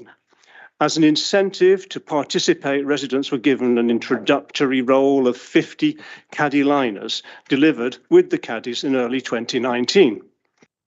The liners were funded from capital along with the caddies. And there was no intention to continue the supply of liners beyond the first introductory roll because no revenue budget provision was made either in that year or any of the following 3 years. Yeah. There is no record of any growth item for caddy liners in the medium-term financial plans of the last few years. As a plan at the time, it more or less stacked up in line with the approach of other councils dropping the supply after the initial introductory roll. But then the deviations started. Firstly, the caddy liners delivered in early 2019 were not biodegradable, as had been specified in the executive report, but were single-use plastic. The blanket distribution wasn't repeated in early 2020, but liners were available on request, albeit without a revenue budget provision. Then in early 2021, 80 caddy liners were delivered with the blue bag allocation, again without a revenue budget provision, and that number became, I believe, 75 in early 2022, naturally without a budget provision. In fact, they were funded by taking money from the income of the garden waste scheme. I regard that as a financially irresponsible way of funding an ongoing, repeated expense. Neither the change from biodegradable to single-use plastic, nor the variation in quantities went before the executive, or even to an individual executive member decision. They were not treated as key decisions. So fast forward to June of this year, and I was briefed that caddy liner stock was exhausted, that plastic had escalated by around 50% in price, and there was no budget provision. Surprise, surprise. To provide caddy liners would require over £100,000 now to be taken from another service area, all of which were already clearly under pressure. It was also perfectly possible to use various commonly available alternatives. So I declined to find the £100,000 plus from elsewhere. But no key decision was taken because there was no budget provision. If I had elected not to spend an identifiable service budget, or if I had approached the removal of a six-figure sum from approved the removal of a six-figure sum from another budget, then it would have been different. So, given how the Tories played fast and loose with that service, their calling was malicious and mischievous, serving nobody but themselves. So I please, colleagues, now make that point to them by approving the cessation of Caddy liner supply. And on the way to that decision, consider this. In October 2020, in the half-term holiday, the previous administration declined to fund meals for qualifying children when the government refused to cover the cost. That would have been around £33,000. There was no provision in the budget. But now they're keen to force us to spend 3 times that, more than £100,000 of council tax without a budget provision. For what? For 5 million single-use plastic bags made from petrochemicals, which are ultimately then burnt with attendant particulate matter and greenhouse gas emissions.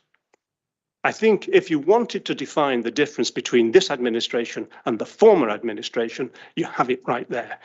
They would spend £100,000 plus on single-use plastic, 5 million single-use plastic bags, but they wouldn't fund 2,000 odd hungry kids for a week. Thank you. Thank you very much, Ian.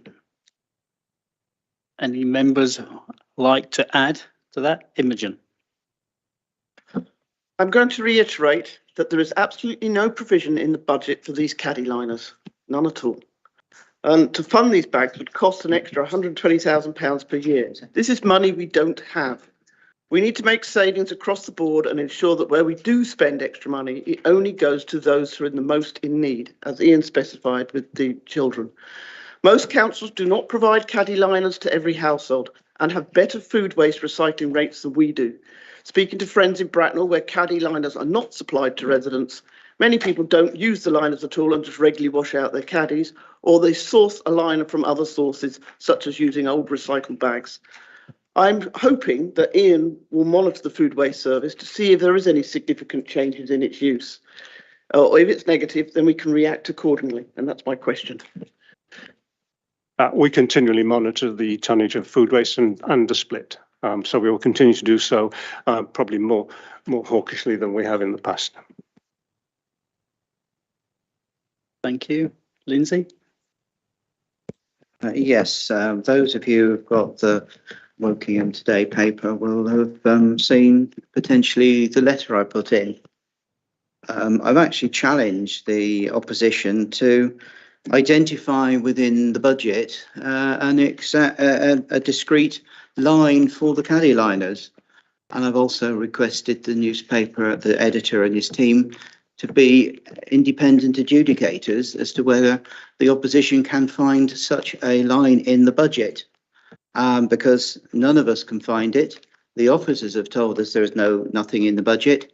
So I find it, as I've said, quite totally disingenuous to be complaining about the fact that something is not included because they either decided not to do it or they just simply forgot. And I think it is the height of, well, I'll leave it to others to say that somebody has called in something, and to be honest, it is all their own fault. Thank you, Lindsay. Sarah?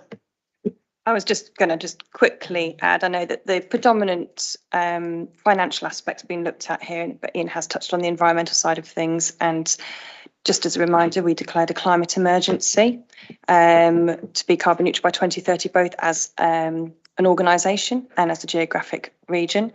And the caddy liners, single-use plastic, and the embedded carbon in those as well, which are just burnt off, we need to eliminate those things anyway from our processes. So environmentally, this is the right thing to do. Thank you. Any other members wish to say anything? Got my hand up. Sorry, Prue. Sorry, I just wanted to say that in that impassioned speech, which I applaud from Ian, one thing he forgot to say is that about half of people actually use the food waste recycling, and yet the bags are distributed to everybody. What a bloody colossal waste that is. So you're giving out, you're paying for bags that people don't use, never mind the ones that people do use. So I am unaware of any other authority which routinely issues bags to people for their recycling, and it doesn't seem to do anybody else any harm. And I know the word Lindsay was wanting to use. I'm not saying I think I will use a slightly different word and say, what an opportunistic load of rubbish from the Conservatives. Thank you, Prue. I would just say that I've seen Wokingham food caddy liners used as dog poo bags. Okay, all right. Before we go, oh, yes. Yep. One thing I'm puzzled about. Is this decision a key decision or not?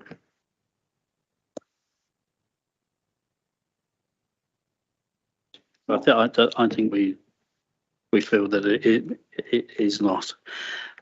So before we go to the vote, Ian, thank you very much for what you have just said. You have got a considerable number of facts out into the public domain, and they are facts. That it's not storytelling. So thank you very much. I know you've worked very, very hard on that, and that was a very, very, very good report. So item 36, page 77, the recommendation for ceasing the supply of single-use plastic food caddy liners, that the executive agrees ceasing the supply of caddy liners as alternatives are available. All those in favour? Unanimous. Thank you very much. Moving to item number 37. And can I ask Executive Member for Planning and the Local Plan, Lindsay Ferris, to introduce this item? Yes, I'm very pleased to be able to introduce the proposal on the Twyford Neighbourhood Plan. I have been a member of the working group that's put this together, and I did inquire before the meeting as to whether I had to declare an interest, and told I did not. I should like to thank all of those who were involved in the work that was put together, which has been run for over 3 years. Charles Wickenden was the chairman of the working group, and the deputy clerk of Twyford Parish was actively involved in putting a lot of the work together. And there was a team at one time of about 30 who moved down to about 20 long term who worked on this.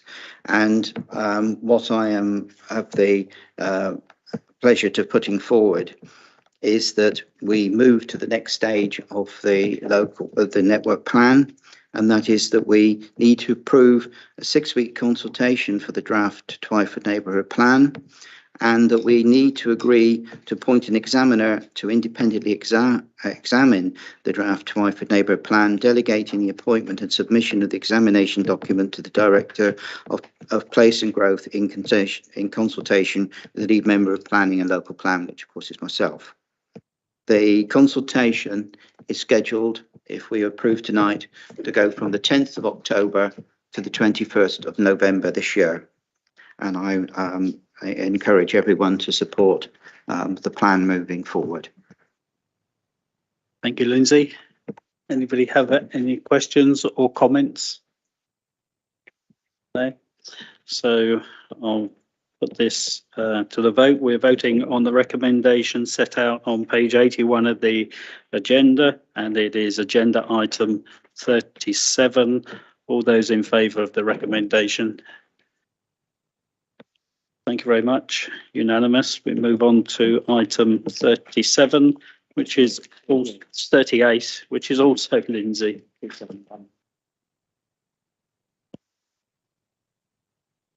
The pack that was provided in this case did not include all the papers, but we did have a supplementary document with all the rest. This is the equivalent neighbourhood plan for Finch Hampstead.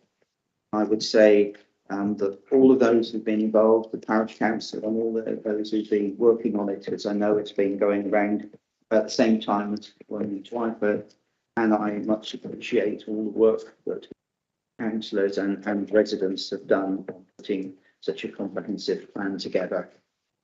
I make the same recommendation here to approve 6-week consultation on the draft Finch Hampstead Neighbourhood Development Plan, and to agree to appoint an examiner to independently examine the draft Finch Hampstead Neighbourhood Development Plan, delegating the appointment and submission of the examination documentation to the Director of Place and Growth in consultation with the planning and plan, which of course is myself. And the consultation period is the same as Twyford. It's run from the 10th of October to the 21st of November. I think both parishes should be congratulated on what they've done. This is an enormous amount of work, and I hope that residents in both of those areas will be involved in commenting on the plan and no doubt see the plan when they have the opportunity. Thank you, Lindsay. Any questions or comments for Lindsay? No. Thank you very much. So we'll be voting on the recommendations set out on page 271 at the agenda for agenda item 38. All those in favour? Thank you very much. Unanimous. Now we move to item number 39, and we have a supplementary paper which has been issued shortly before the meeting this evening. So I'd like Councillor Paul Fishwick, Executive Member for Active Travel, Highways and Transport, to introduce this item. Thank you very much. Wokingham Borough Council, like many councils across the country, is struggling against a background of some of the worst economic pressures that have been experienced in the last 40 years. And there is no end in sight, and the situation appears to be getting worse. Wokingham is not alone. This situation is extremely difficult for many councils. The Labour-run council in Slough and the Conservative-run council in Thurrock are both in special measures because of their financial situation, and others may follow. All our services are under severe pressure due to the significantly rising costs, and we are therefore looking very hard at everything that we do to see if we can make any savings this year and in future years, and where we can, raise more revenue. We need to do this to ensure we have enough money to protect the most vulnerable in our community. The previous administration set the budget for the current financial year 2022-23, and to balance the budget they used 2.2 million of funding taken from reserves. Income from our car parks, including park and rides, is forecast to be somewhere between 600,000 and 800,000 lower than the budget set. And this has added to the forecast 2.2 million estimated deficit this year that we are trying to cover. Our park and rides continue to suffer, with only Mere Oak operational and patronage at a low base based on pre-pandemic levels, and Winners Triangle closed and under construction. Coppic Beach is not yet open, but all have business rates and other running costs with little income overall. Taking funding from the reserves, like the previous administration did, is not an option open to us, as the reserves are now low, and we cannot allow this authority to be placed in the hands of central government like Slough and Thurrock, as the consequences would be devastating. What has exacerbated the high increase this year is because there hasn't been an increase in parking charges in Wokingham for nearly 5 years. Had there been, then the increase would not have been such a shock. but unfortunately, the previous administration failed to deal with it, and we are now picking up the consequences of their lack of action, not just on car parking, but on green bags, the buses, and even special educational needs. A Sunday and bank holiday is similar to a normal shopping day, and the introduction of charges on these days is likely to mean there will be a greater turnover in car parking, bringing in additional footfall, with more people spending money in our town centres. That will be a boost to the local economy rather than long stays taking up spaces. Conservative controlled Bracknell Forest Borough Council increased their charges on an annual basis and have done so this evening, raising up to 1 hour to £1.80 and the 1 to 2 hours to £3.20 a day. They are not the only ones. I'm aware of several authorities locally that are reviewing their car parking charges as a means of partly overcoming rampant inflation and reducing government grants in order to protect vital services. The income collected for off-street parking is essential for helping to fund the maintenance of the council's roads and footways to ensure they are of high quality and safe for all users. Residents expect their roads and footways to be surfaced and maintained to a high standard, but we can only do this if we have the funding available. If car parking charges are not increased, then the council's ability to continue to maintain the highway to the current standards will be significantly compromised. We have benchmarked our car parking charges against a range of other local authorities, and this brings us more in line with many of them. Although, as I said earlier, I understand that several locally are putting plans in place to increase their car parking charges, which may come into effect next year. Therefore, we are reluctantly proposing to increase car parking charges for the first time in nearly 5 years. This proposal will help to plug part of a hole in the budget for car parking revenue. I say part of a hole as we did model several options to cover more of the financial gap in the car parking income, but opted for the lower end of 600,000 rather than the higher end that would have meant even higher charges. We know these proposed increases won't be proven popular, particularly when there's pressure on all kinds of living costs.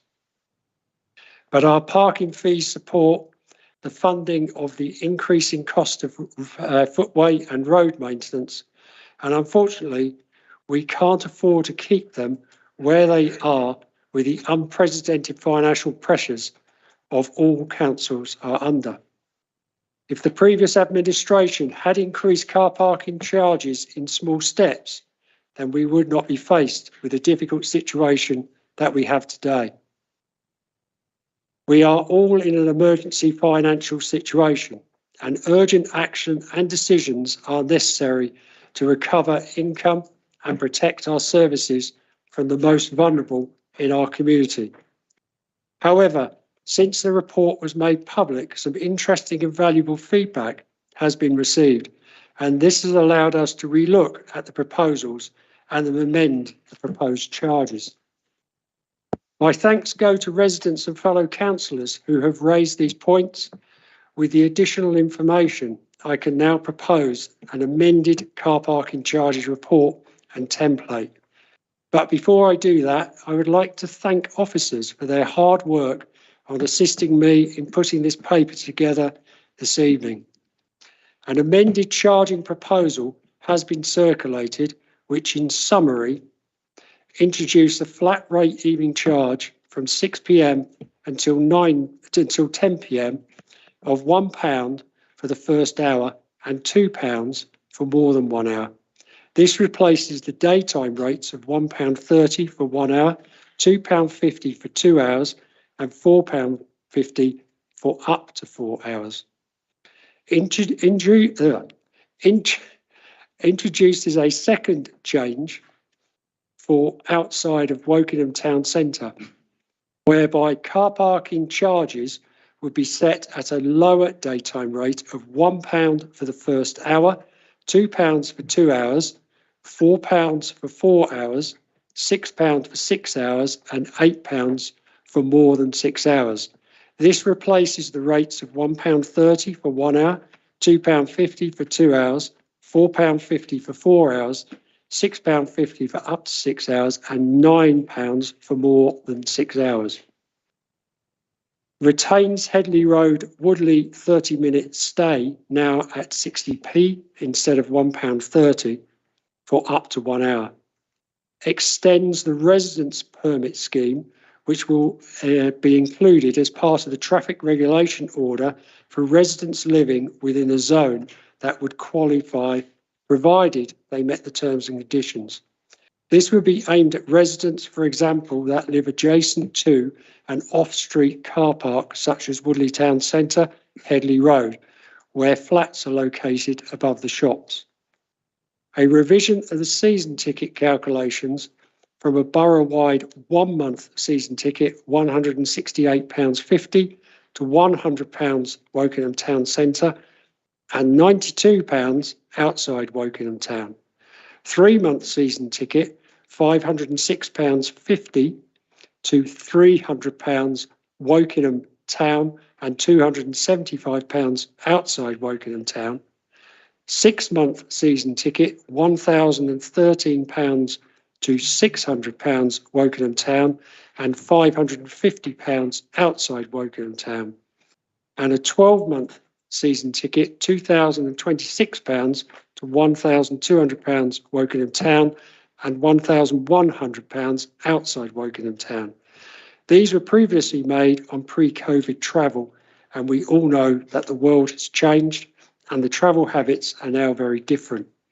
And we have revisited these, making a much improved offer. Market traders in Woodley will also be offered the same extended stay as they are in Wokingham Town at £6.50 with the purchase of a trader permit at £35. The subsequent adjustment to the financial implications and that the recommendation we will be voting on will incorporate these amendments. These amendments would mean that the estimated total income will be £540,000, which is £60,000 less than the original forecasted recovery of £600,000 in the original report. And that would mean some additional reduction in expenditure elsewhere or cutting of some services to balance the budget, as there remains a forecasted 2.2 million estimated deficit this year, rising to 4 million next year. However, I think these revised charges are a reflection on what we have listened and reacted to from the feedback that we have received. Unfortunately, we cannot appease everyone as we are in a financial emergency. There will be a process to go through as set out in the report, but it is hoped to introduce the new charges from early January 2023. As each month that goes by, the car parking income deficit continues to grow by around 45,000.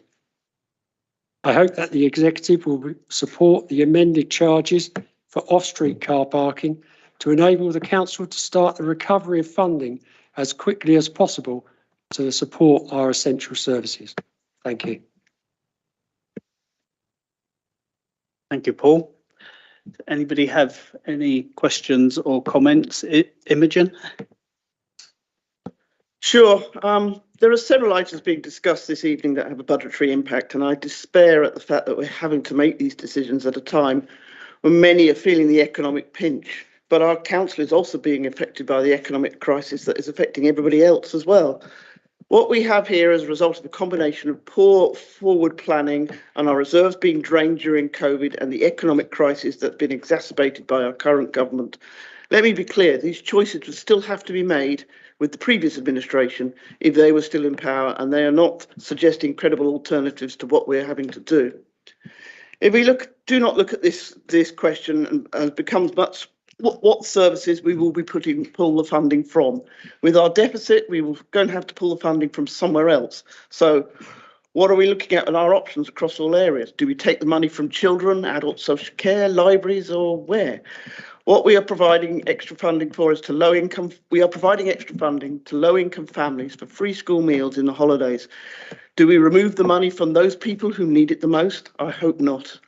Our long-term goals include encouraging more people to go cycling, walking and public transport, which means that this council must be less dependent on car parking charges going forward for its income. Wokingham Borough Council is capped on how much it can increase its income from council tax, which is limited to 1.99%, and is therefore dependent on other income streams to maintain its services. However, in the short term, we need to be responsible and do something right now. And right now means acting to stop this council falling into an economic crisis. Car parking prices, as Paul has said, has not risen in Wokingham Borough since 2018, and these increases will keep our car prices below most of our neighbours. I may also note that many of our neighbours are having similar problems and are increasing their prices too. I am concerned that we have some differences in the residential parking permits across the borough, particularly Wokingham Town residents versus Woodley Town residents, the residential parking permits, and I hope that we can do some further work to carry out to make this more equitable. I also feel that shop workers who might be finding it difficult to cover the extra costs on the all-day parking charges, I feel for them as well, and I hope this can possibly be looked at too, or some provision for them. It is important to note that blue badge parking and the 30-minute on-street parking in Wokingham parking slots will still be free for those users. And I hope Paul can answer my questions about permits. The permits for the town centre, they are now a better value because we have reduced those season tickets prices, and if it's somebody who comes in for quite a number of days per week, it's going to be much better value than paying each particular day. So that would be better for shop workers as well? That certainly would.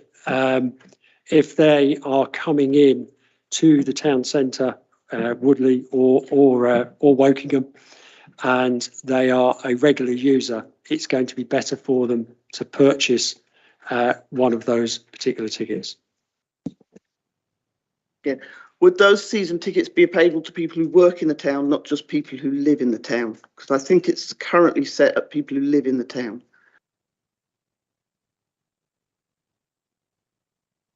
Maybe have to get back to you, Division. Yep. Okay. All right. Does any other executive member have any questions or comments that they want to make? But I'd just like to say thank you, Paul. You've worked so hard on this over the last few weeks. You personally have put in a tremendous number of hours. Some officers have put in tremendous numbers of hours as well, and our councillors have. And I think that you have come up today with some very, very good proposals. It is really unfortunate that we have to do this, but as has been said several times this evening, if there had been steady increases in charges over the last 5 years, this would not have been necessary. And if the previous administration had acted more like Bracknell Forest Council, then we wouldn't be, which is Conservative controlled as well, as we wouldn't be in that same position. I'd also like to thank all of the residents who have written to me, written to Paul, written to other councillors and other councillors in the partnership who have made their views very, very clear to us about these car parking charges. I thank them for contacting us with questions and with suggestions and ideas. And I think the fact that we have made some changes over the last few days shows that we are a listening council. And we listen to what councillors say, and we listen to what residents say. And where we can, and we won't always be able to, but where we can, we act on what they say to us. So if we haven't got any other comments or questions, we'll move to the vote. And I just need to remind you of all of the schedule of revisions that is on page 11 of the supplementary paper. This is a very clear summary of all of the changes. So if we can move to the vote, it's agenda item 39, off-street car park charges. It's page 235 of the agenda, and the recommendation is that the executive agrees to increase the parking charges as detailed on page 11 of the supplementary paper. All those in favour? Thank you. That is unanimous. Now we move to item number 40. And Can someone come and get me when you're done, please?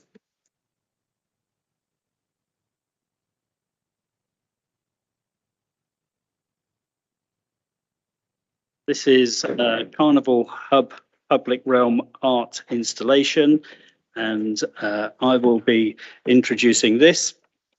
Because Sarah is a trustee of ARC, and I am absolutely delighted to be able to bring this report to the council. Can I begin with a special thank you to Nicola Anthony for creating this wonderful piece of art, and thanks to Arts for Wokingham, who have organised the fundraising for this project. The cost to Wokingham Borough Council is a very small cost of less than £1,000 for the insurance of this piece of art. The art includes written statements about what Wokingham means to many of our residents. The statements are also written in Braille to help people with vision and sight difficulties. There is also wheelchair access to the piece of art. And I predict that this piece of art would attract visitors to the town from many other parts of Berkshire, Hampshire, Oxfordshire, Buckingham, Surrey, and indeed the southeast of England. And wouldn't it be nice if it became as well known as Anthony Gormley's Angel of the North? Arts and culture is very valuable to the local community. It is very inclusive. Everyone can be part of it. It's good for our mental health, and it's good for our well-being. We are very keen as a council to work with other organisations going forward on different art and culture projects throughout the borough. This piece of art is something that residents can rightly be proud of, and will be a great source of a sense of civic pride. Anybody want to make any comments? Or Lindsay?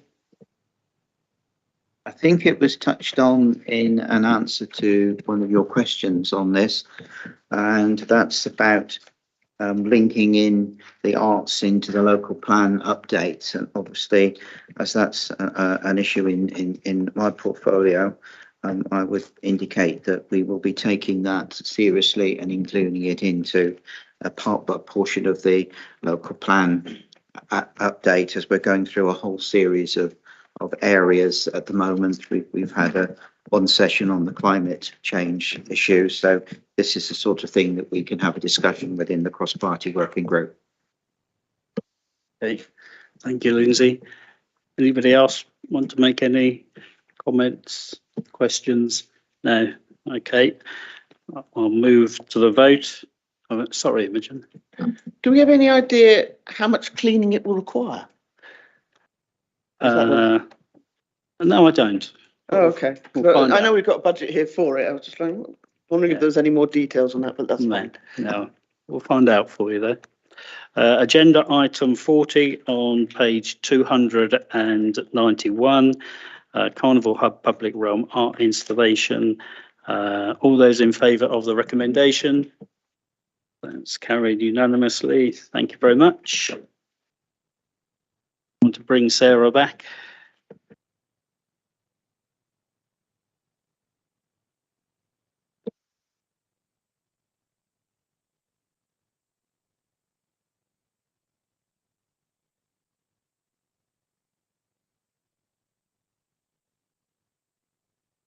Show my age, I'm afraid.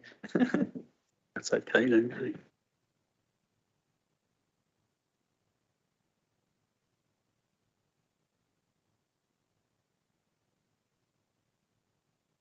We can do if you need to, yeah. It's looking like we might need a short break because everybody's kind of disappeared. 3 minutes then. Yes. 3 minutes comfort break. And to stretch your legs.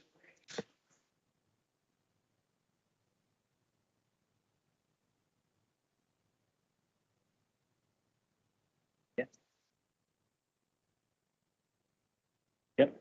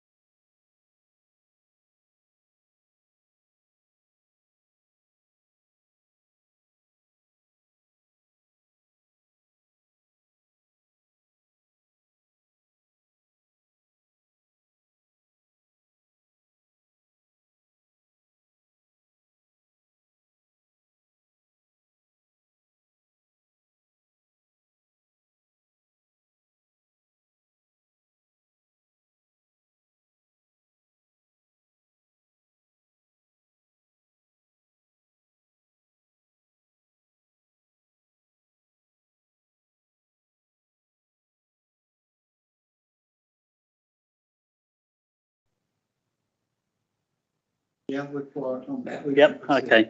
Right, so agenda item 41, risk management policy and guidance. This is for me to introduce.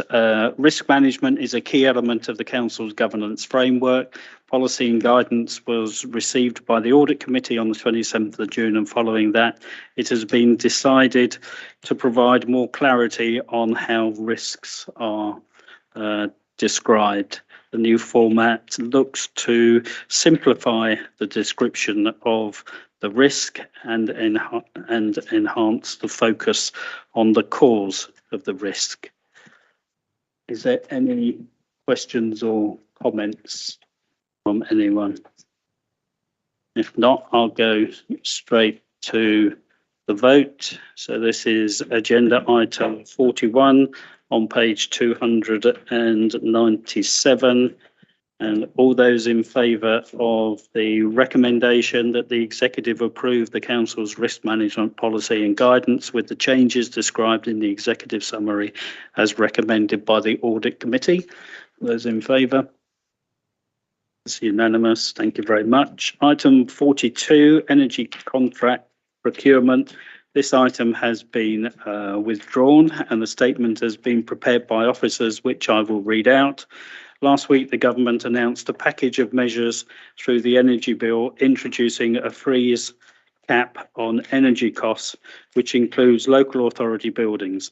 This package covers a period from 1st of October 2022 through to the 1st of April 2023. We are assessing the impact of these measures on our energy costs, which we will hope will be positive in generating savings on our ever increasing costs.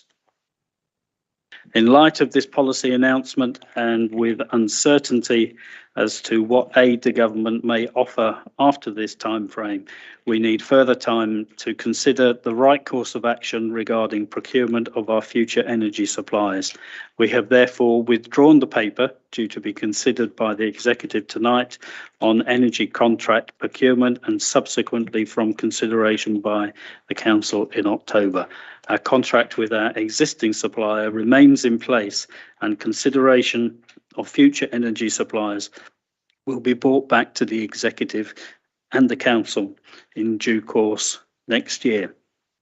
We now move to item 43, special education needs and disability sufficiency and safety valve programs, pages 331 to 357 of the agenda. And can I ask the Executive Member for Children's Services, Prue Bray, to introduce the item? Thank you, Clive. It's a fairly brief introduction. We don't have enough special schools in the borough, and that means that we're sending lots of children out of the borough in order to be able to meet their needs. And they're not just being sent out of the borough, they're also being sent out of the borough to independent providers, which cost a lot of money. I think 6, 8, 10 times as much as a child in a state special school. And this has the extra effects of adding a huge amount to the cost of home to school transport. And it's only predicted to get worse. And I did look up what I said at the time the budget was set in February, which was that by March 2025, the accumulated deficit in SEND funding would be bigger than the entire SEND budget. So that is not good. There's also an issue about the quality of our special educational needs offer and the service that we've been providing for children and for their parents and for our schools. And that includes how we work with mainstream schools to provide support for children with additional needs within mainstream school settings. So not children that are not actually at special schools as well. So we can't really go on as we have been. I will be fair to the Conservatives. They did take some action in January 2019 to expand Addington School and to seek funding via the DFE for the one additional special school, which was mentioned earlier on this evening when Tony Johnson asked his question, which will be opening in September 2023, which is a year later than it was originally planned. But even when the Conservatives did that in January 2019, it's clear from the executive report that they knew that there would still be nowhere near enough provision to meet the demand for SEND places by 2023. And now it falls to us to do something about it. And this paper is about what we can do and how we can seize some opportunities that have been presented to us. So the first thing is the government have opened up an opportunity to bid for funding for special schools. That happened over the summer, and we put in an expression of interest in bidding for 2 schools, which was the maximum any authority was allowed. And now we are working on the full bids. So the first recommendation in this agenda item is that the executive supports putting in those bids.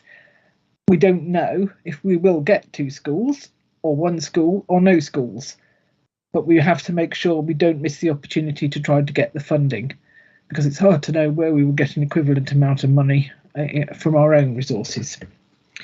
The second recommendation is in support of that first one, and it's to get agreement to the principle of locating these schools on council-owned land at Rooks Nest Farm and Grays Farm, which seem, as so far the assessments have gone, like the suitable and available sites. And without that, we can't really put in the bid. So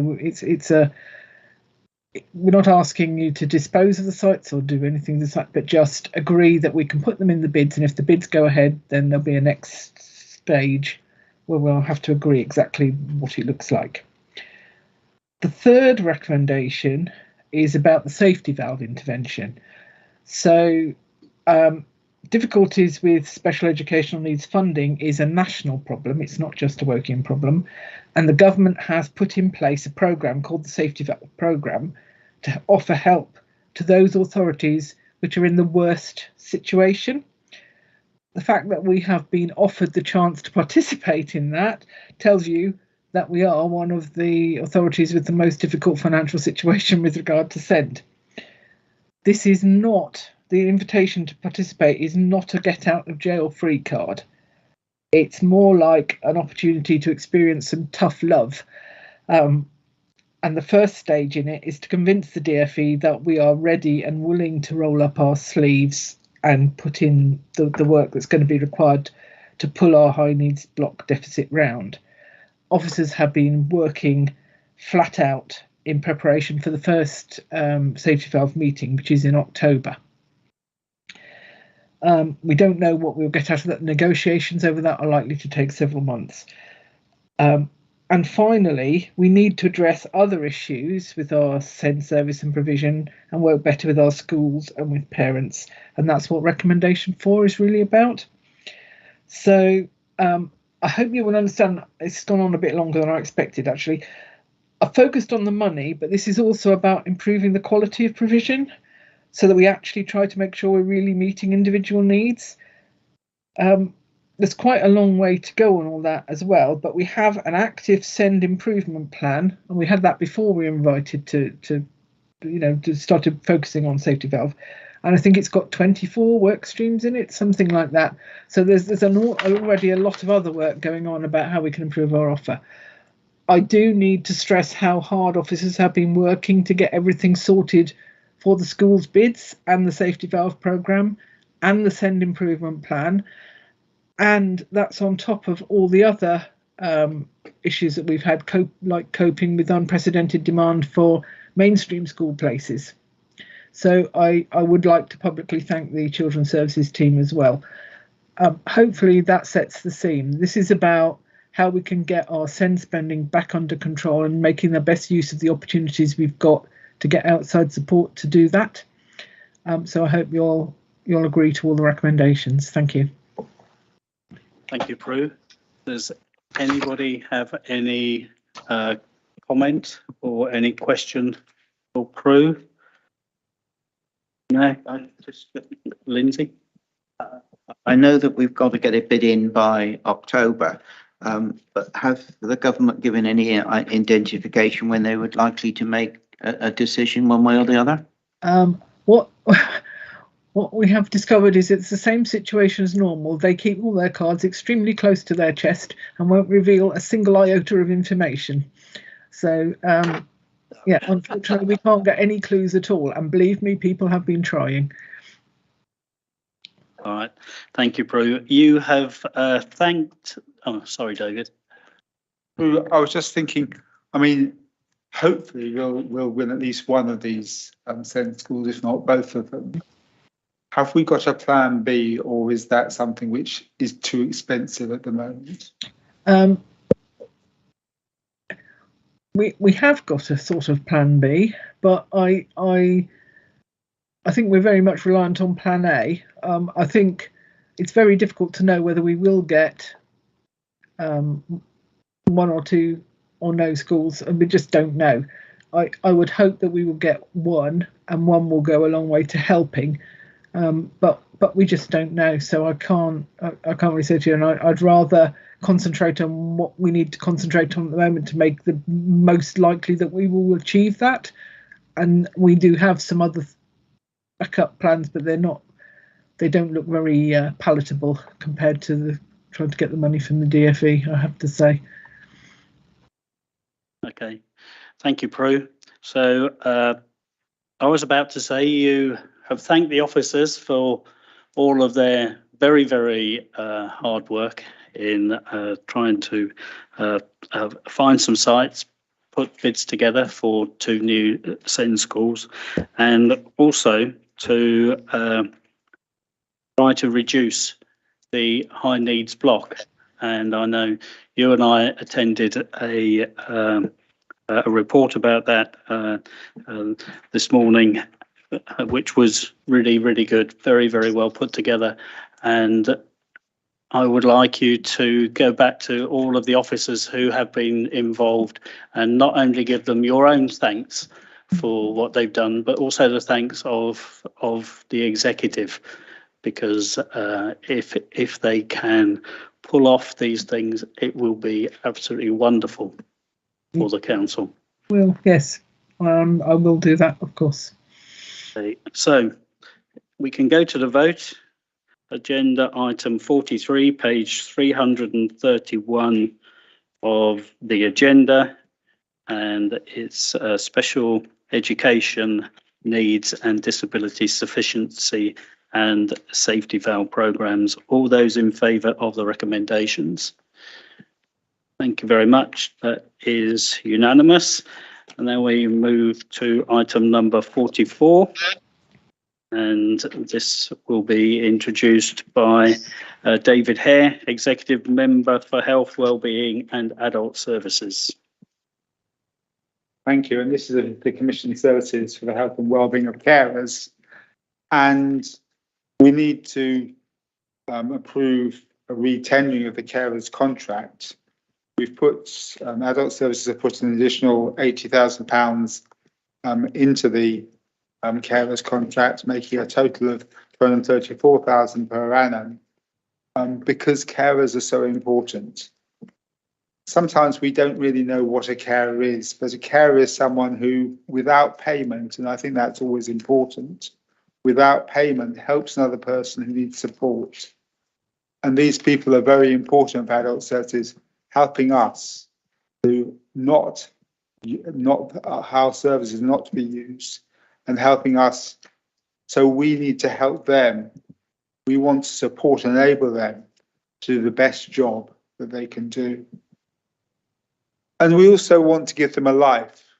Being a carer can be very monotonous and hard work, and we want to give them a life. And so we're putting 66,000 of this into an Optalis project, which to support carers who need perhaps an evening out, to look after themselves, even perhaps just to go down the pub, but also a day off, going to things that we might find easy to go to, like going to the dentist even. So we want them to look after themselves, and we're putting money in to support them. If they can't ask a neighbour or something, we will be able to support them with someone who's sitting, hopefully getting to know the person they care for, and then sitting with them and being there with them and helping them and serving them. And what I say about this agenda item is we need to look after our carers so that they can invest this care in the people they look after, so that we can also see a positive supported team of carers in Wokingham who are helped by us and help us in return. Thank you, David. Does anybody want to make any comments or ask David any questions? Rachel? Yes, I just wanted to make a few comments in my role as lead member for Equalities, Inclusion and Fighting Poverty.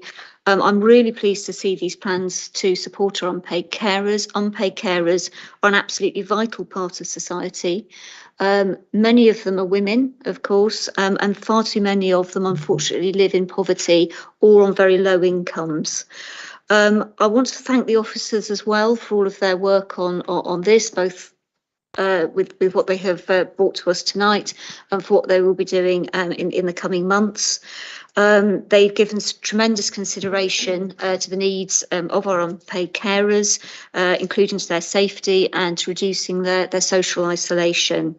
The report also refers to the steps that the officers took during the COVID pandemic to look after our unpaid carers, which included calling them, making regular welfare calls to people who are in a very, very isolating position. It was hard for all of us, but even harder if you were an unpaid carer.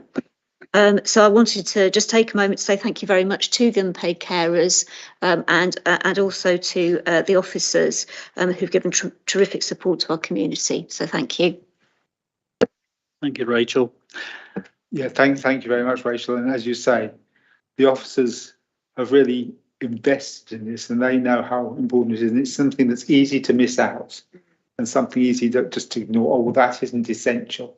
But in fact, it's very important. You know, if 2 or 3 of these people were in our care rather than being looked after, the budget that we've got here would be blown just with that. So it's very important. So yes, thank the officers, and also, as you said, thank the carers, because they're the ones who do the work, and often it's hard and lonely work. Yeah, thank you, David. I'll reiterate what both of you have said, really. We are so lucky within the borough to have so many voluntary carers that are helping their own families, but also helping others as well, families of their neighbours and other people that they know.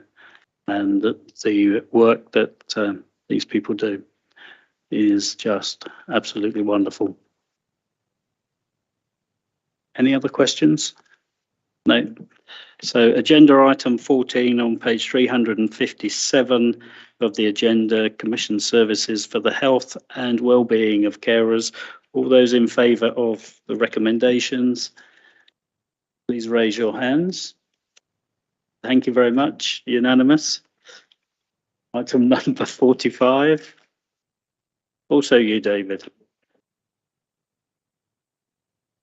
Which is the procurement of Berkshire Community Equipment Services.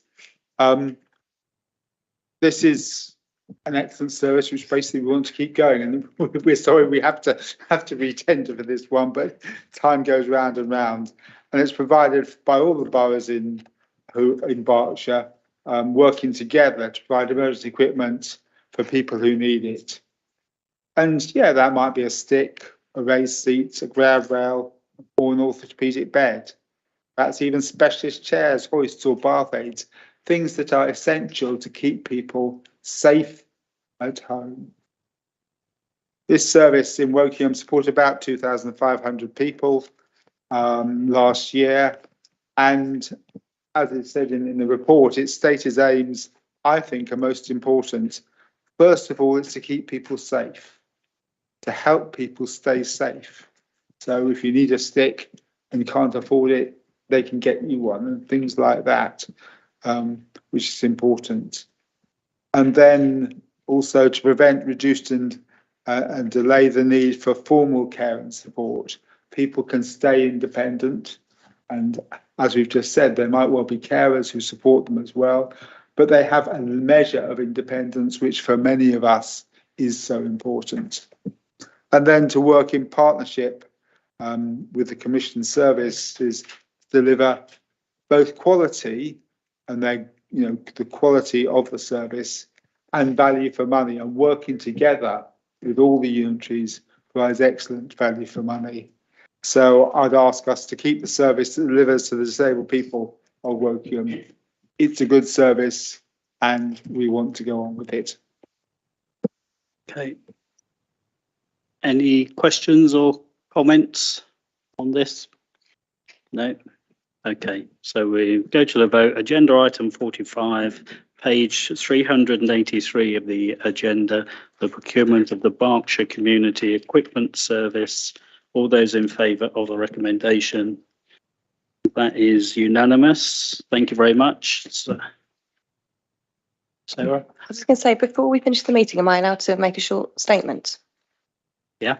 Thank you. Sorry, I just wanted to state this on the record and publicly. I don't know if anyone heard in this meeting, but when I left just now, because I had to be absent for an item on the agenda that I had a conflict on, you may have heard the man shout some verbal abuse at me, which is actually quite nasty. I'd firstly like to thank publicly Councillor Jim Farroon for calling it out to the man's face. He's stormed off now, this man. It obviously made me quite upset. And the irony being, I've presented a paper this evening about abuse.